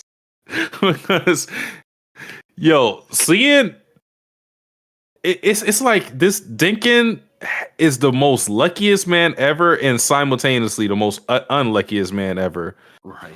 He's lucky because he encountered Frieren, so he understands how strong she is. Imagine how bad it would be if somebody stepped into a room and they saw this short mage replica girl. They don't, they seen her. They're like, oh, that's that one girl who, what the fuck does she do? And then they get slaughtered. Yeah. Huh. She looks kind of insignificant. And then zoom. So he's lucky on the front that he's already dealt with her, so he understands how serious he needs to take this and kind of what her techniques are. But he's unlucky just for encountering her in the first place. I mean, Right. what are the chances of that? He even said in that very same scene where he was like, if this was the real Frieren, I would have smashed my glass a long time ago. Yeah, and these But- replicas are pretty powerful. They're copying everybody to a T. That's very interesting to think. Like, I wonder if Frieren's going to see herself and go, God, I look so boring. Well, because she didn't encounter It'll trigger a it flashback. already. I wonder if she may encounter like a copy of Fern, or who else is another character that Ubel? Nah, I feel like if I wouldn't want them to encounter a replica of Ubel. I don't think it would have that much impact. I think a copy of Fern would be good though. Oh, okay. Yeah, that or Dinkins just over there just going, oh, look at me with my beard. And he just eviscerates them. Yeah. So an interesting thing that happened this episode was, since questioning Fern on her motivations for being a mage, why does she try to acquire magic? Because she doesn't seem to have the same passion as anybody else, despite being one of the most talented people she's seen, especially considering her age. And she puts it very simply, she's acquiring magic because she likes to see Frieren happy. And it also makes her happy in a way too. Although she isn't like Frieren, who wants to collect all these spells and have fun doing all of this. It's kind of like she's alone for the ride, but she's okay with it. Which, yeah, Fern hasn't had a set motivation, so I'm glad Sense questioned her on that. Because, Stark wants to be a great hero and bring that story back to Eisen. Fern doesn't really, or up to this point, didn't really have a set motivation, but now we have it. Mm-hmm. Yeah. I do agree with Decrepit Storm right here. Hemmel is like C, excited by dungeons. Oh, you like Dungeon C? Oh, yeah, true. He's always like dungeons. He used to keep you in a dungeon, right? Yeah. No. Okay, so Here, first I of will. all, You call it a dungeon, I call it home. Oh, look, there's my bloody chains. There's my pee spot in the corner, and my dinner, which is my own shit. To in fairness to C, I didn't have a pee spot. I had a pee bucket. Oh, Yeah, okay. that So was- it was that a was a little leak. upscale. yeah, that was, Little bougie. God, Hello, Ellie. some people have all the luck. Hello, Ellie. Ellie, hello. We're talking about Frieren and Ellie. I'm so glad you weren't here to listen to the. Oh my god. I mean, I guess if you go back, you can listen to it, Ellie. But all I'm gonna say is, we did I say we. C did a roundtable discussion by himself about Frieren's butt. It was a round No table cap. with everyone. For the half of the podcast, by the way.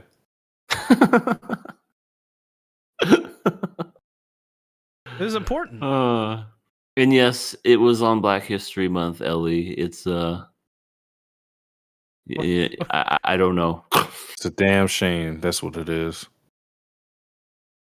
But yeah, we got a lot of teams set with everything, because there's that one guy who went by himself. I think his name was Tone, or something like that. He left his original team, Methode and Longe, and went by himself. He was like, "Yeah, I ain't no trust you guys," being a little grumpy head. Which, if Dinkin can't do, unless that dude is super strong, if even Dinkin can't do this on him by his own, I don't think that guy's going to survive long. Out of my way, guys! I'm super powerful. I mean, yeah.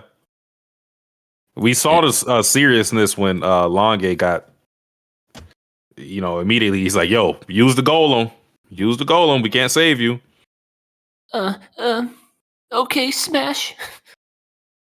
And then it turned into a literal dirt titan, and then just stomped its way out of there. Yeah, I just found it. I don't know why I found the movements funny. It was just like, yeah, free. It's like it was just waiting the whole time for that. Like, oh god, that feels so much better. He was excited as hell to get out of that little cute thing. It's like, oh fuck. I wanna see one that's like, oh, fine, I guess. Like one that's not happy coming out. Come on. And then just runs and like does these amazing feats of strength. All like boring to him. This is my life now. But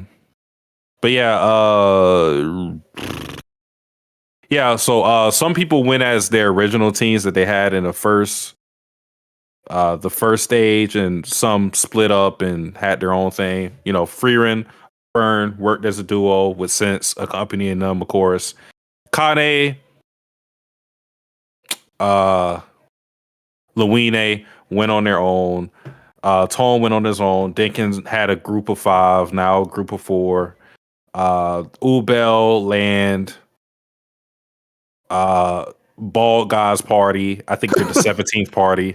I'm gonna just say it's his party because he's the bald guy. You know that characters are not interesting when they have the least hair.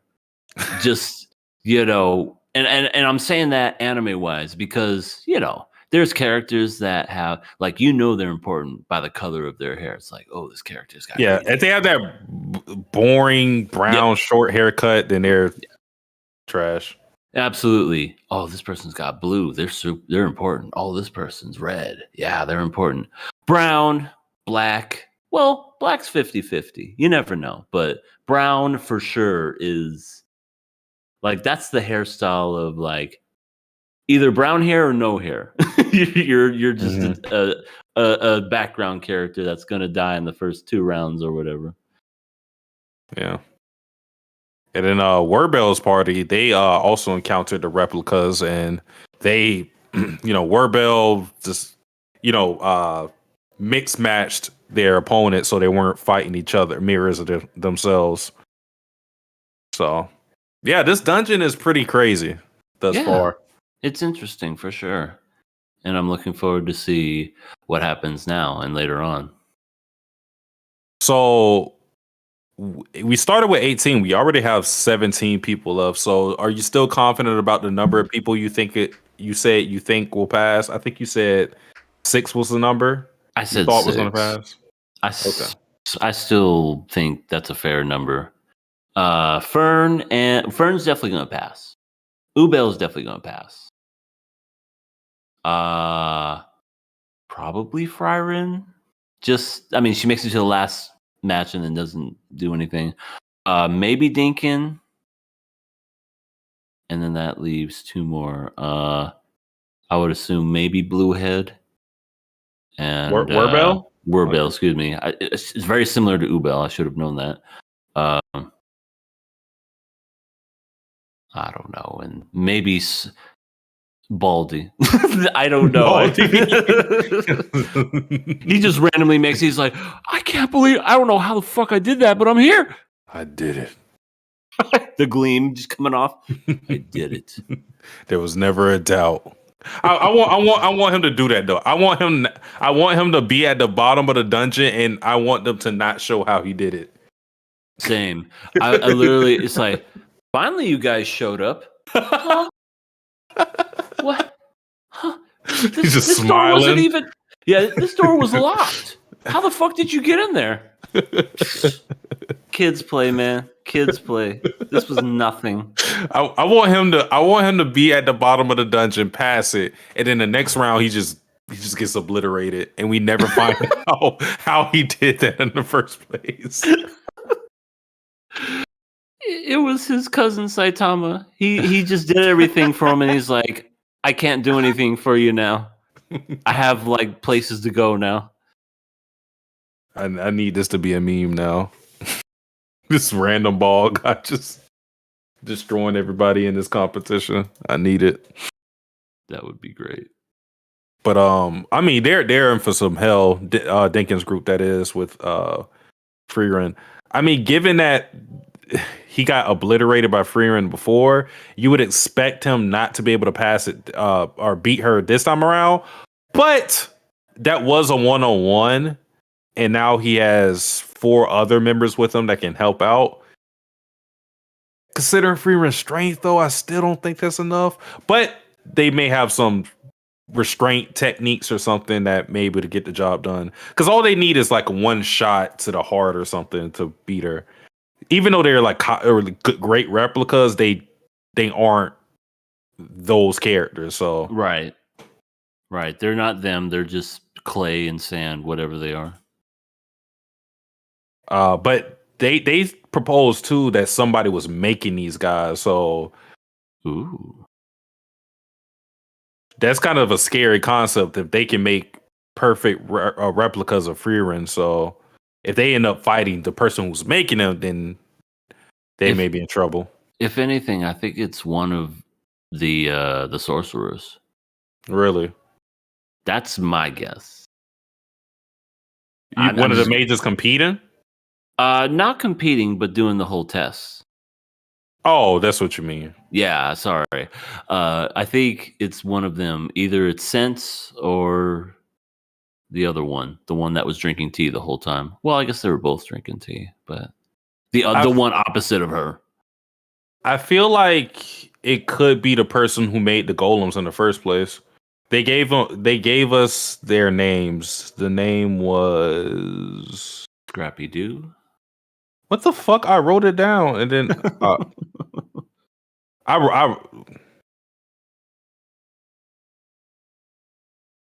no, I thought I wrote it down in here. It's okay, man. Bring it in. Bring it in. It's okay. Tommy don't want me, man. Oh no, Will. It's okay. Uncle Phil's here. God, that made me cry. First time I saw it. Yeah. There's a moment that keeps getting memed though with when Will's father shows up when he goes, "You think I want this?" Wait, I'm trying to remember the whole scene. You think I want this? Damn it, I can't remember it. I had it in my head yesterday. Oh my god. It just happened. Oh man. But a powerful scene. But yeah, the same person who made the golem could be the same person who made the replicas because they apparently are first class mages, and it's not a similar ability, but it's kind of a similar feat of an ability because these golems seemingly can do whatever. If they are so foolproof that you could just break it and then get out of any situation regardless of what floor you're on, that tells you how powerful the golem is. So I wouldn't be surprised if the same mage who made the golems made the replicas too. Full mage. Yeah. But no, I think that's about it. I mean, Yeah. we got the little flashback with Himmel and Frieren where He loves dungeons. yeah, and he really likes to explore every aspect of a dungeon, and that's kind of where she picked that whole thing up. I guess that's another thing too, because Frieren isn't trying to descend to the last floor with urgency. She's kind of just exploring the whole dungeon, which kind of put Sense off. Just getting eaten by one mimic after the other. These guys are fucking stupid. I love them. There's no way that's another mimic in there. I'm just what? Yeah. That's about it. I will say my favorite bits, besides the humor and the normal Frieren stuff, is the art and animation and the music. This Madhouse truly, in every sense of the word, really is like it's cliche to say it, right? Because it can literally go foobar at any moment. Maybe the next episode's horrible or whatever, and maybe 4 months down the road with their next series or whatever, it's horrible. It's Mappa situations. Madhouse really is back.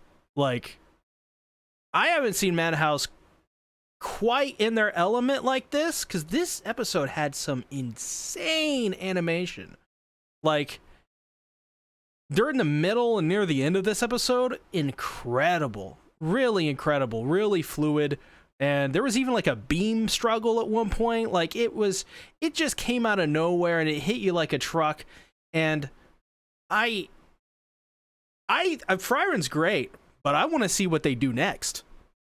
Like with this kind of style of production, I know like they use a lot of freelancers and stuff. They're not the same, but wow, this was some pretty incredible stuff. So and don't they normally like get their stuff done ahead of time?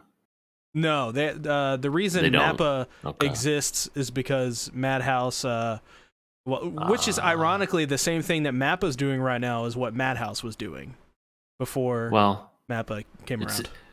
It definitely seems like they've learned from the past and they're doing better. I would hope anyway. Yeah. This one I think is already completed. Okay. Like, so they got it already done. I think they have already had it done before even the first episode aired. So really, could be wrong. So they dumped 4 episodes at once for no reason. Yeah, that may be why. Because they got him. Why not? They're like, here, just throw him out to the world. Let's piss Satsuki off. You're like, I don't like this show. I had to watch 4 episodes. I'm gonna die. I'm all right as long as I don't have to watch 4 episodes without Ubel again. Yeah, next episode, we better get her. By the way, for sure, she's gonna be there, guaranteed.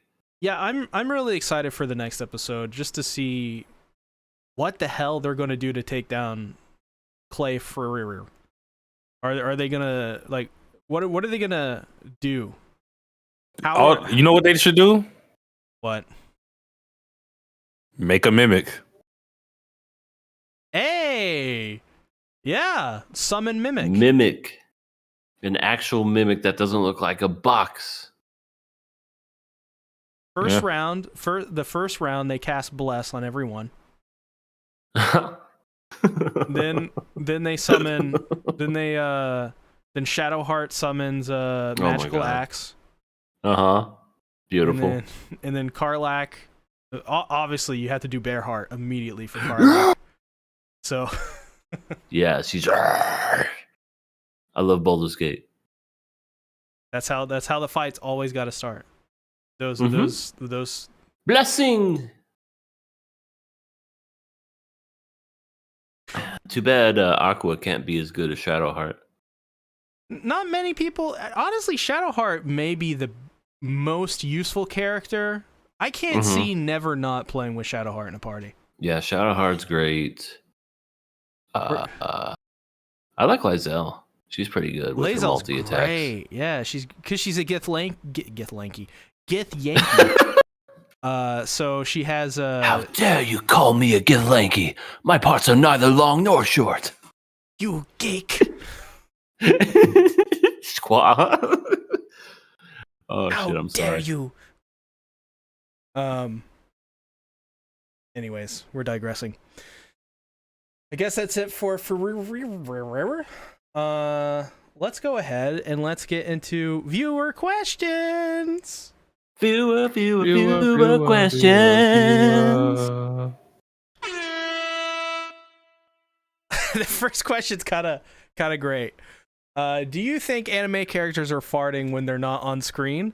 If so, which characters do you think farts the most? This is a great question. Oh, I think Vash the Stampede he's definitely farting. He's one that comes right off the top of my head for sure is farting is Pig God from One Punch Man. Oh yes, absolutely. The man eats like a fucking I don't even know, just nothing, just constantly eating, constantly farting.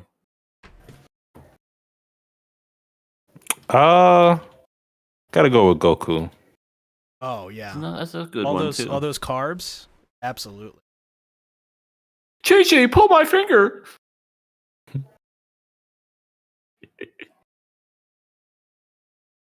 Next question. Which anime series is underrated because the first season was not good, but the second season is a masterpiece? Wow. That usually doesn't happen. I want to say that. I think that rarely happens. At least if it has happened, I can't think of one. Usually, there are some shows that are good and then get better within the second season, but I've never seen a season where the first season was ass and the second season was absolutely great. At least I can't think of anything. That is a tough one. I don't know if that exists. Because that masterpiece... Snafu season 2 is a masterpiece. The first season's not bad, though. We don't talk about the third season. But the second season is great. That's one I could think of right off the top of my head. Well, I feel like we know this immediately. Because if it's a masterpiece level, we would know it. And the fact that we don't know it, I don't think means it exists. I don't think there is a bad show or a not good show. Which I would say probably average is not good. There's no show that I can think of. The first season is at best average or mid, and the second season is a masterpiece. I mean, what could even? There's only one show that I can think of, but it's not. It doesn't fit that description. Bungo Stray Dolls is a show where it progressively gets better every season. But I would not describe the first season, or at least the second season for that matter, as a masterpiece. I would say the second season is good, and the first season was kind of like average. Yeah. I can't think of anything. My Hero Academia is probably another one. I mean, the first season's not bad either, but then the second and third season got like really good. Yeah, I don't know. I don't have an answer for this one. Next question. If you could voice a character, which character would you voice and why? That's a good question. I will be Sonic the Hedgehog because I could be Sonic. Gotta go fast! It's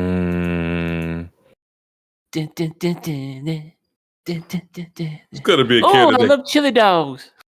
It's gonna be a character that's not gonna be strained in my voice. I don't know. You're too slow. I need like a relaxed character. Oh, Pixis from Attack on Titan. I would like to do his. I'd like to voice him. And he doesn't have a lot of lines. Oh God, I don't know. I don't know what I would voice. You don't know a lot of things, see. You're right. You're right. I'm honestly the viewer question section is the probably my worst segment where I perform the worst every time. That's what she said. Which character would I voice and why? It doesn't explicitly say anime, but even then, True. You could be your arch nemesis, Dirty and Sleazy Tactics. Oh wait, no, that's you. I cry. People tell me all the time I have like a smooth voice, whatever the fuck that means. So what's a character that's like has like a smooth voice? Decrepit Storm said EA would voice Rem. I forgot about that. You're right. Hello, it is me, Rem, and I love you so much, Subaru. You know what? You give me a vocal coach, I'll do Guts. Oh my God. You give me years of practice, I'll do it. Well, hello, AA Ron. Yeah, double A Ron. This is the first time I'm catching y'all live. Well, thank you for stopping by. We're doing the Q&A part right now. Yeah, close to the end. Oh boy, you're gonna be Shin from '86. See, according to Ellie. God damn it! God damn it! You know what the worst part is? You know what the worst part is? Someone already told me I should be Shin from '86. Shin. Fucking hate that. Shin's great though. Love Shin. Got the shovel. Next question: which pervy character do you still like that hasn't crossed the line into an unlikable sexual predator? Sanji is definitely not on this list. Neither is Master Roshi. So what's a pervy character? Did Pervy Sage do something that crossed the line? Yes. Okay, so not him. What about Moroku? Yes. I mean, he literally gropes women all the time. You're right. I forgot about that. I remember him asking for, if he could fuck them and bear their kids. Hey, Songo, want to have my children? Right, but I forgot he does. Like, he gets knocked out, and then he's groping fucking Kagomi's ass and Sango's ass, and then he's got like a handprint at the end. I forgot about that. Pervy character that still hasn't crossed the line. You bring up Inuyasha, Urusei Yatsura, the main character, the main male character. He's absolutely a fucking cuck and a pervert, and I love him because he's an idiot. Like, this guy, he is so fucking stupid. But he's pervy. I like Lightning Eagle's answer. Kazuma from Konosuba. I mean, he's an asshole. But he hasn't done anything super. Okay, hold on. He stole a woman's panties. That is true, and he did kind of have Darkness give him a naked massage and try to reach for his dick. You're right. I forgot. He also sexed up Megumin that one time. Okay, I take it back. The thing is, it specifies unlikable, so I mean that doesn't make him unlikable. But I think we're focusing on the sexual predator part. They just said unlikable sexual predator. Yeah, do they have to be a sexual predator? Yeah, can't they just be sexual? Like, is this like a sexual predator that we actually can get behind and go, yeah, he's not... You might want to rephrase that. I don't think you want to get behind any sexual predator. Can we skip this question? Yeah, I don't know. No! This is a hard question. Everybody's unlikable. Yeah. I mean, I like the Urusei Yatsura guy. He's like I said, he's really stupid. Everybody crosses the line. We should watch that show for KOA. That's such a great show. Just to see you guys react to how stupid it is. Yet at the same time how awesome it is. Will I get a loss of brain cells like the elf girl in Delicious in Dungeon? It is every single episode is literally just the characters cucking each other. And no wonder you wanted that theory to come true with Attack on Titan. It's so funny. It's so funny. Every episode I laugh at it. Next question. Who suffered the most? Natsuki Subaru from Ri Sero or Guts from Berserk? I feel like Guts suffered a lot. It's a tough one, but I think Guts. I haven't even seen or read, all of Berserk, and I could tell you he suffered more than Natsuki Subaru. I think Subaru. Really? Subaru. Here's the issue with Subaru, as opposed to Guts. Guts can die. Guts can just die, but he doesn't. Yeah, he refuses to die. Yeah, but the issue with Subaru is he goes through endless suffering, and he doesn't know at any point where that's going to end. The mental toll that has to put on your brain is insane to think about. And not only can he not go out, die at any time, he doesn't even know at what point he's going to restart things. Restarting your relationships, having to, I guess, like, put your memory on the same train as everybody else, reset. I think that would do way more. That would have much more of a mental toll on me than what Guts is going through. And Guts is going through some shit. But Subaru has been through more, in my opinion. And that's just from what I've read and watched. I'll say this then. I relate to Guts' suffering the most, whereas Subaru, I don't care. I don't care. Keep dying. But the bunnies. In fact, while you're at it, kill Rim and Amelia. Get them out. Oh, not outta here. Rim. Why not Ram? We keep Ram. Because, I don't like this timeline. Dodge Ram. Dodge Ram. There are sponsors. Next question. Who is the strongest Avenger, in your opinion? Thor, Doctor Strange, Hulk, or Captain Marvel? I feel like we had this question before. I mean, And it's always the Hulk.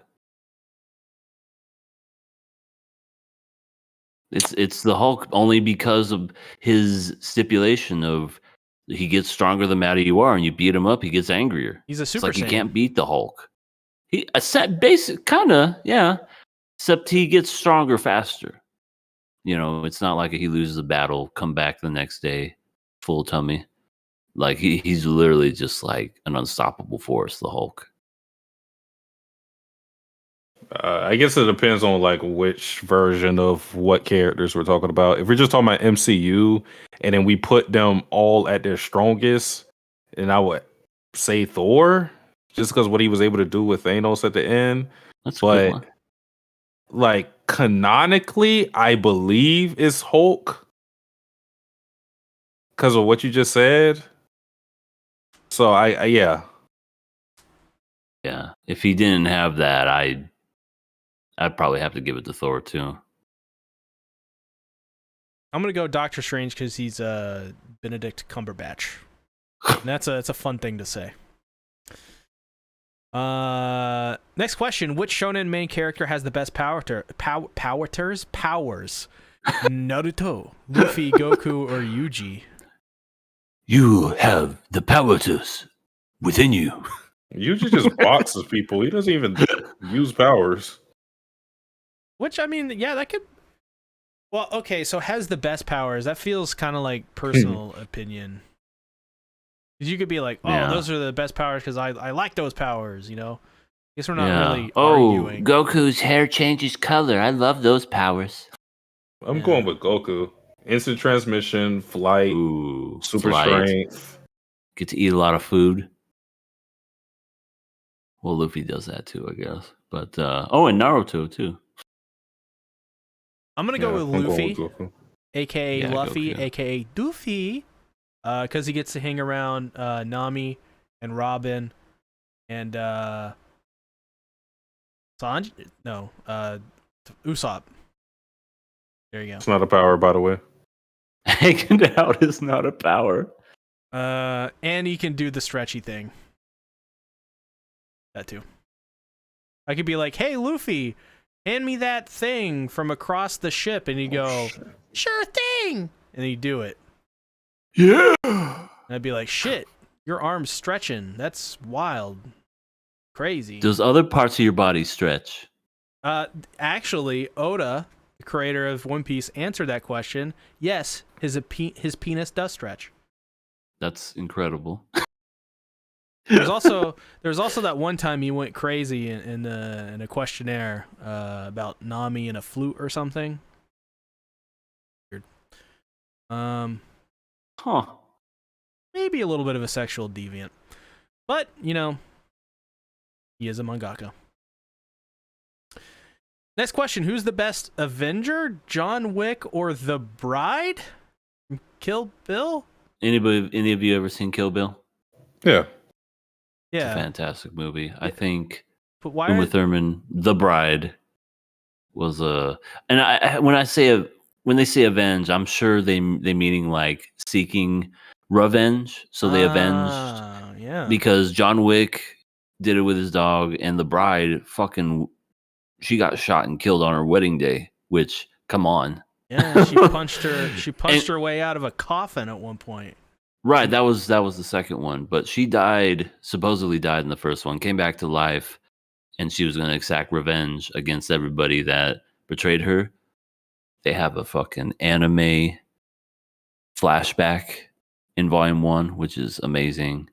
One of the bloodiest fight scenes with the swords and stuff. Oh, Volume 1 is just so fucking good. And then, the poetic fight between her and Bill was great at the end. Just perfect ending. David Carradine. Well, I didn't get too far with the John Wick movie, so I guess you can answer this question for me, EA. Who got rid of all their ops? Because it's not a movie, it's not a Kill Bill 3, as far as I'm aware. Right. So did she get rid of all her ops? Well, if we want to be technical, the bride in Kill Bill, she didn't kill the little girl at the end or in the Volume 1 where she said, because she saw her kill her mother.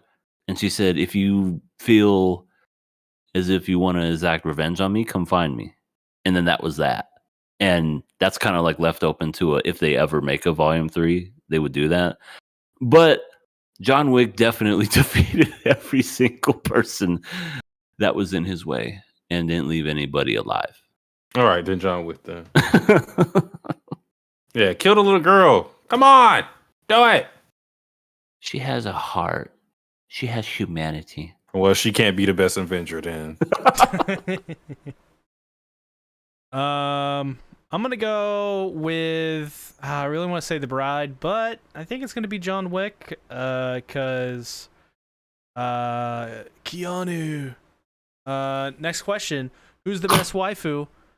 Female Sukuna. Oh my god. Female Gojo. What? Oh my god. What? Minakami Sayo or Mao Mao. And the all last right, I have two to is look. from. Well, first of all, those aren't real. Female Sukuna and Female Gojo. They're memes. Female Gojo. Let me type it. Female Gojo is a mood. Oh What? wow. Female Gojo. Interesting. Female Gojo, okay. Let me see. Female Sukuna. Okay, the last girl is 17 years old. No thanks. Female Sukuna's not doing it for me. Let me see. What were the other ones? I'm pretty sure I know who the third one is. I think it's that one magical girl anime where like all the characters are middle schoolers. Well, yeah. This is a little girl. Yeah. And, what the fuck are these choices? And then let me see this one. This one's terrible. Give me female Gojo for 200, Bob. I'll take female Sukuna. I'll take female Gojo. Yeah. Boom. Because she is a mood. Next question. This question is for Satsuki and EA. Which city in Essos would you like to live in? Bravos. Valeria. Volantis. Volantis, yeah, you got it. Or P-Town. Pentos. They Bravos. figured out what P-Town is now. Yeah, from Ted. Bravos, that was the assassin's place, if I remember correctly. Yeah. Yeah. It's been a minute. Let me just look at some of these names. Yeah, I'm looking them up too. Which one is the least dangerous? Yeah. Let's see. Valeria, that's the dragon place. So there's a shit ton of dragons there. I would say no to Valeria because there's, and you're looking at Voltanis. Let me see. Pentos. Yeah. I don't know what area this is. Free cities located to the east of Westeros. Pentos. Okay. It's like located near an ocean. So I guess it would be comfortable ocean-wise. Oh, and it looks like that's when she freed the slaves. So you get your slaves in your ocean. You got that going for you. Okay, the third one. Let's see. As they made their way through the market, they spotted red priests. Blah, blah, blah, blah. This is one of the areas Daenerys was at season 5, season 6. So I don't want to be there. Yeah. Anywhere she goes, I don't want to go. Pentos is another place she was at too. I want to go to Bravos. Let's go to Bravos. I want to become an assassin. I mean, you turn blind for a little bit, but then you get your sight back once you just do a bit of cleaning, sweeping. Right, exactly. Well, next question is also for you guys. Which word still haunts you? For the watch, Father, please hold the door, or the Lannisters send their regards. Hold the door. Hold the door was one of the biggest twists I've ever seen in a show. Like, I remember watching that episode with my mouth just wide open the whole time. And you know how they played that, you know, how they made the episode afterwards? I don't even remember what the fuck they were talking about because I was literally just like, with my mouth open, just. I'm surprised they did something as good as that in the later seasons. Yeah, that was that season 6? Like, because I feel like it may have been season 7, something like that. Because I know, like, they held off on Bran and his story for a while because it had caught up to the books. But then when the books got caught up to the rest of every story, that's when they had to do something, and that was something that they specifically took from George R. Martin, and it shows because that was just one of those. You mean his fucking name was something that an action that he did that was predetermined a long time ago when he read his fucking mind accidentally? It was just a huge mind fuck that I just.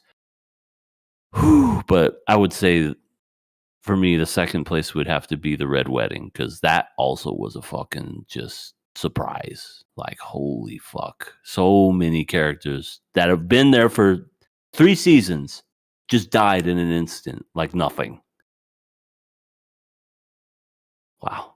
Mom. Next question. Who's winning this 1v1? Sasuke, or Tatsumaki? Terrible tornado. Somebody loves their Tatsumaki. They have Tatsumaki fighting someone every week, I swear. I'm gonna go Tatsumaki because I think it would be funny to see a woman who looks like a tiny little girl beat up a depressed emo young man. I'm all for that. No, this is in Boruto, so an adult.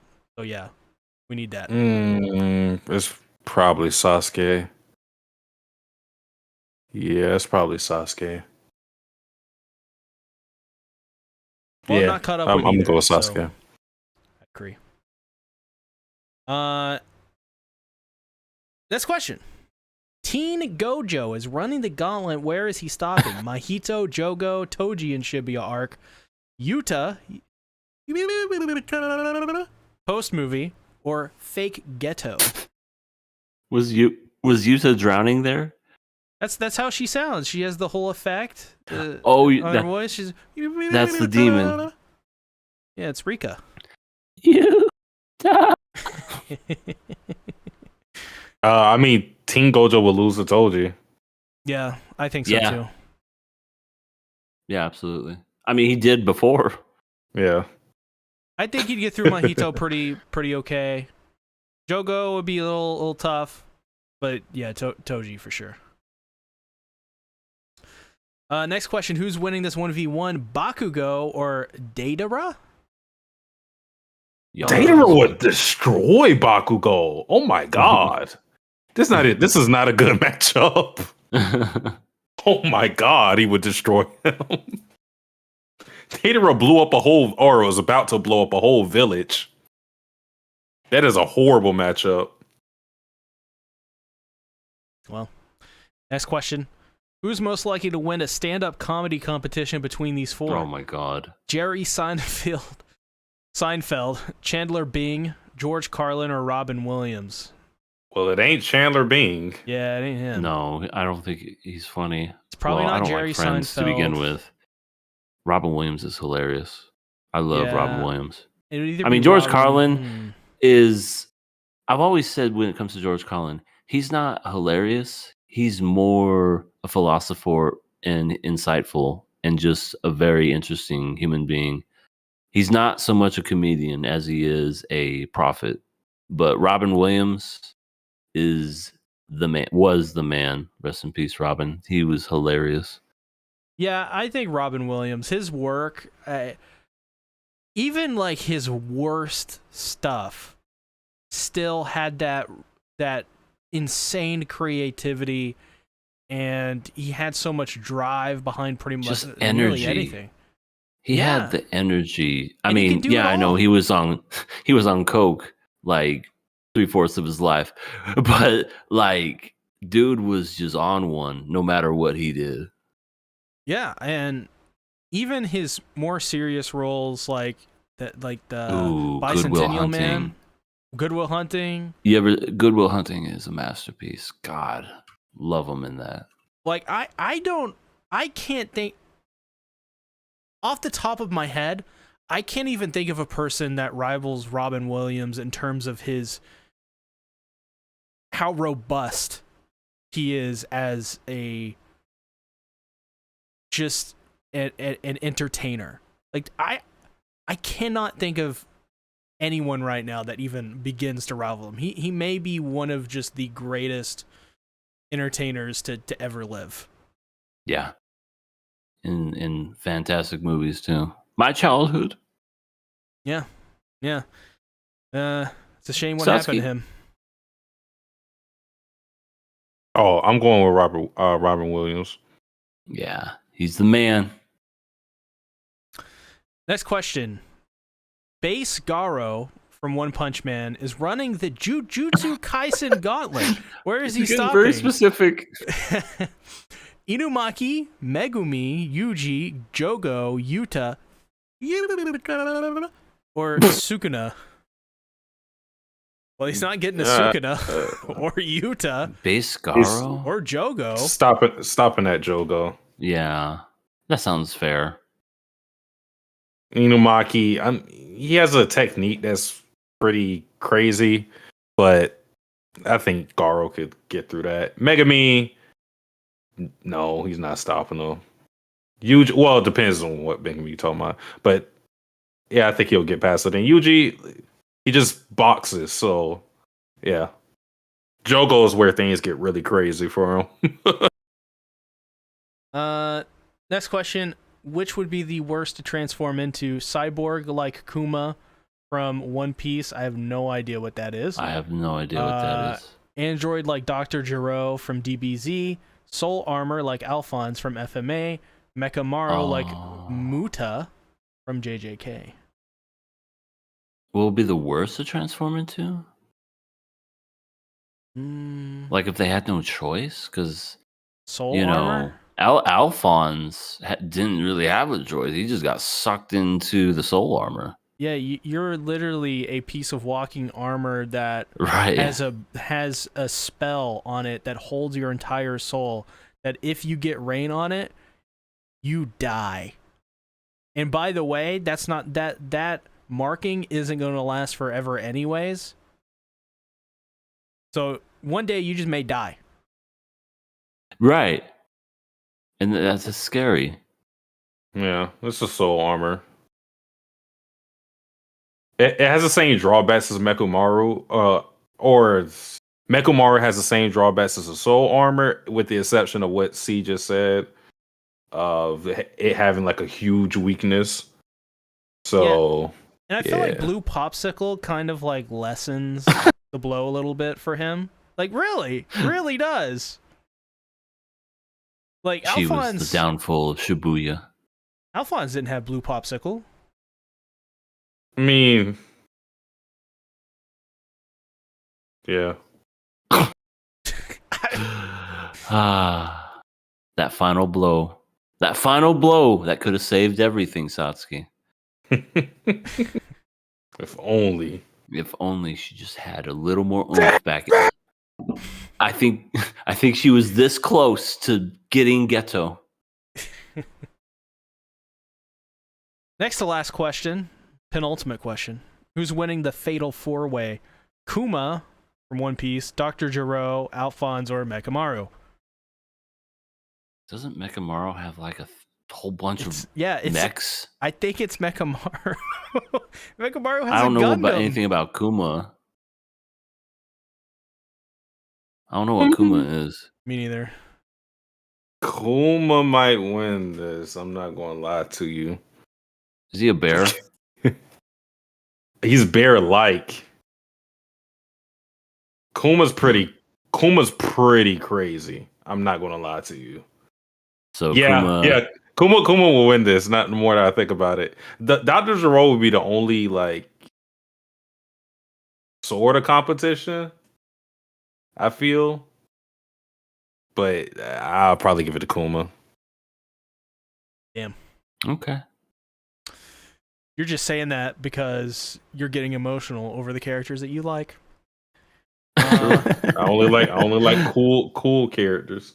Yeah, only cool with no personality.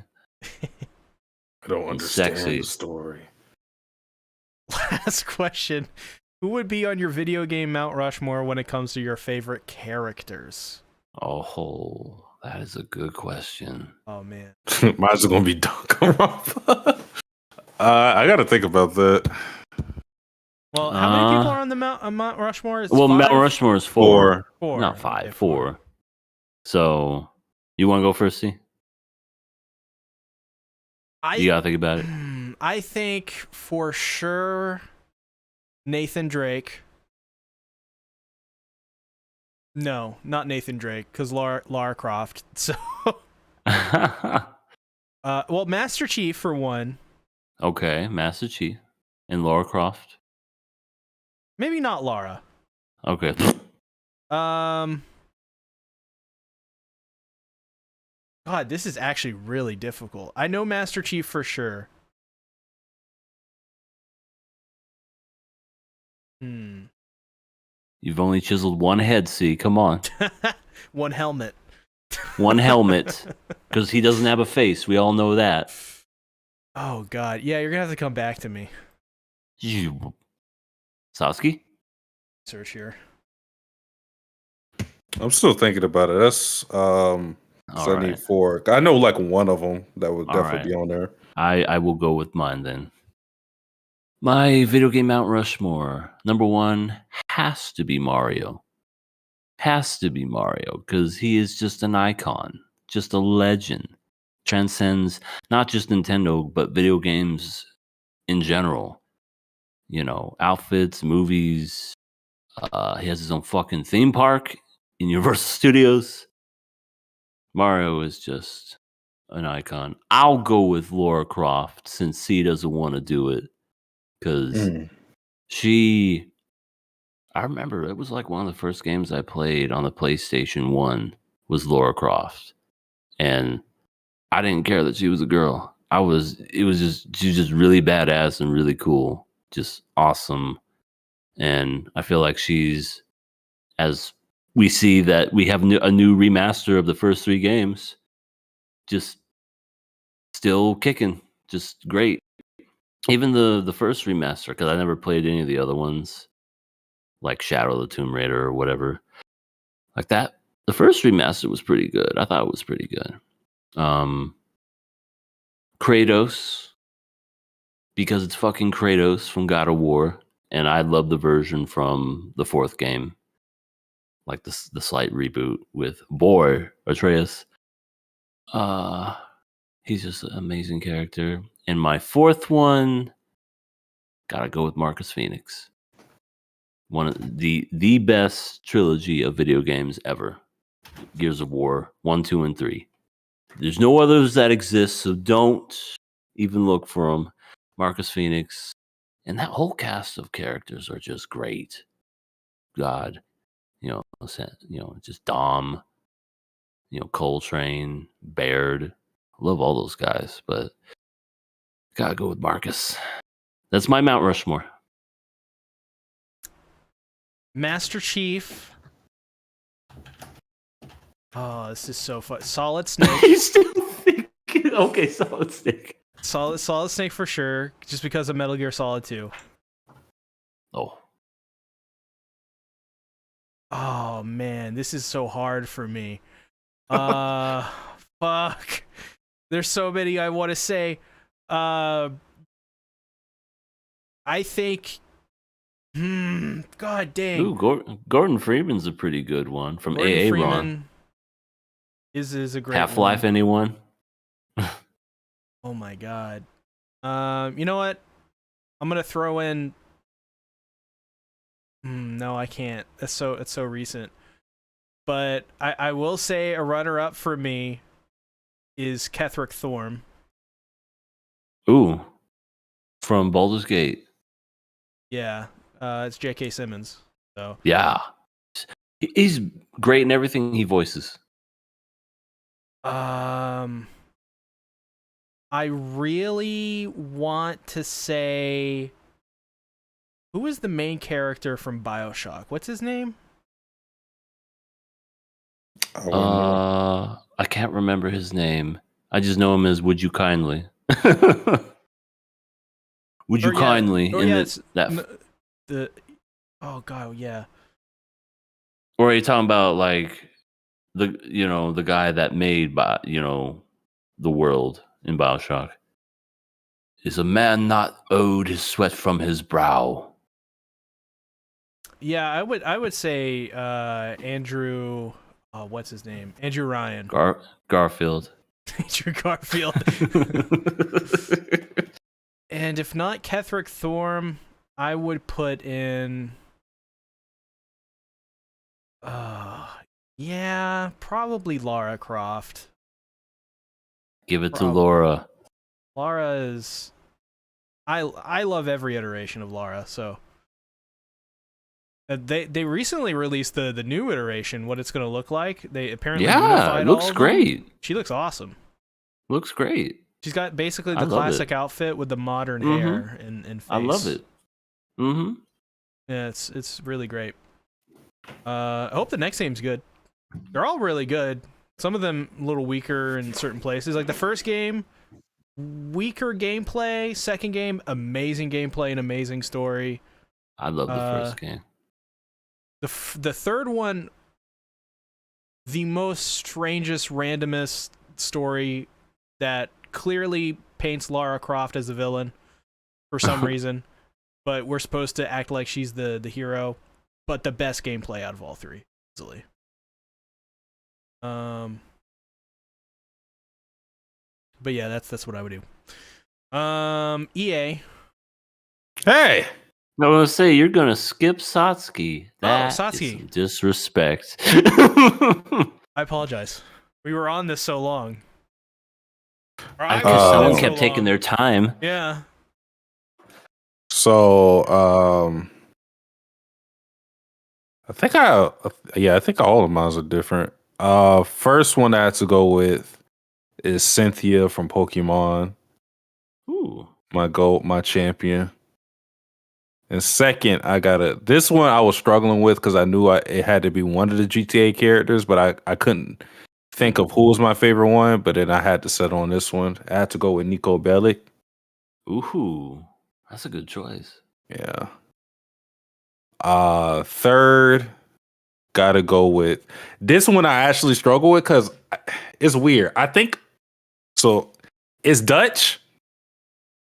Arthur Morgan is more likable, but Dutch is more interesting to me. Forgot about the Red Dead characters. So yeah, I gotta go with Dutch. Damn it, Arthur. I had a goddamn plan. And then fourth, yeah, Junko Enoshima, of course. Your bae. Yeah. So that's my Mount Rushmore. Lightning Eagle said on Black History Month, shaking my head. Hey, what? Because me? he was gonna skip you. Oh, yeah, it's true. EA, I now can legally ask you the question. Where can they find you? Oh, you want to know where you can find me? You can find me over at my channel, Everything Animated. We are cooking up some delicious stew. You know, the kind of stew where you brown some beef and then you get some potatoes and carrots. It takes a little bit to cook, but once it's all done, it's quite delicious. So, long story short, I'm working on some stuff that's going to be on my channel here, hopefully soon. I worked on some clips ideas, and I'm gonna put them onto the channel. Shorts, I mean, not clips, but essentially they're the same thing. I have in the chat right there our King of Anime Podcast Twitter and our Patreon, the King of Anime Patreon. It's only $1, and we have exclusive content. I saw a couple of new faces in here. There's some content in there that we have not talked about on this show, but we talk about privately on Patreon. You'll only get it on Patreon. You won't get it anywhere else. So for $1, can't go wrong with that. I mean, you can't buy anything for $1 these days, I swear to God. So, for hours of entertainment just for $1, that's a steal. Hell of a steal. So, and yeah, I have a Twitch I need to get my ass back on, and I need to finish up Danganronpa because I promised this guy, Sasuke, that I would play it, and I know I'm going to hear it from Kenny and everybody else later. Took EA 2 years to finish Danganronpa. So I'm going to get my ass back to that here pretty soon whenever I can. So like, share, subscribe, hug, kiss, and love. Yo, I'm out. Satsuki, where can they find you? You can find me on my main channel, Sasuke the Savage, as well as my Twitch, Sasuke the Savage, and that's with a DA, where I am going to be playing games from Saturday, Sunday, 3:30 p.m. Eastern Standard Time, approximately. May start a little later than that, but that's usually the goal I go for as far as start time. Right now, I'm playing Ace Attorney, almost done with the trilogy. Playing another route for Fire Emblem. The route that most people traveled on the first time, but I didn't because I had to get the bad ending out of the way.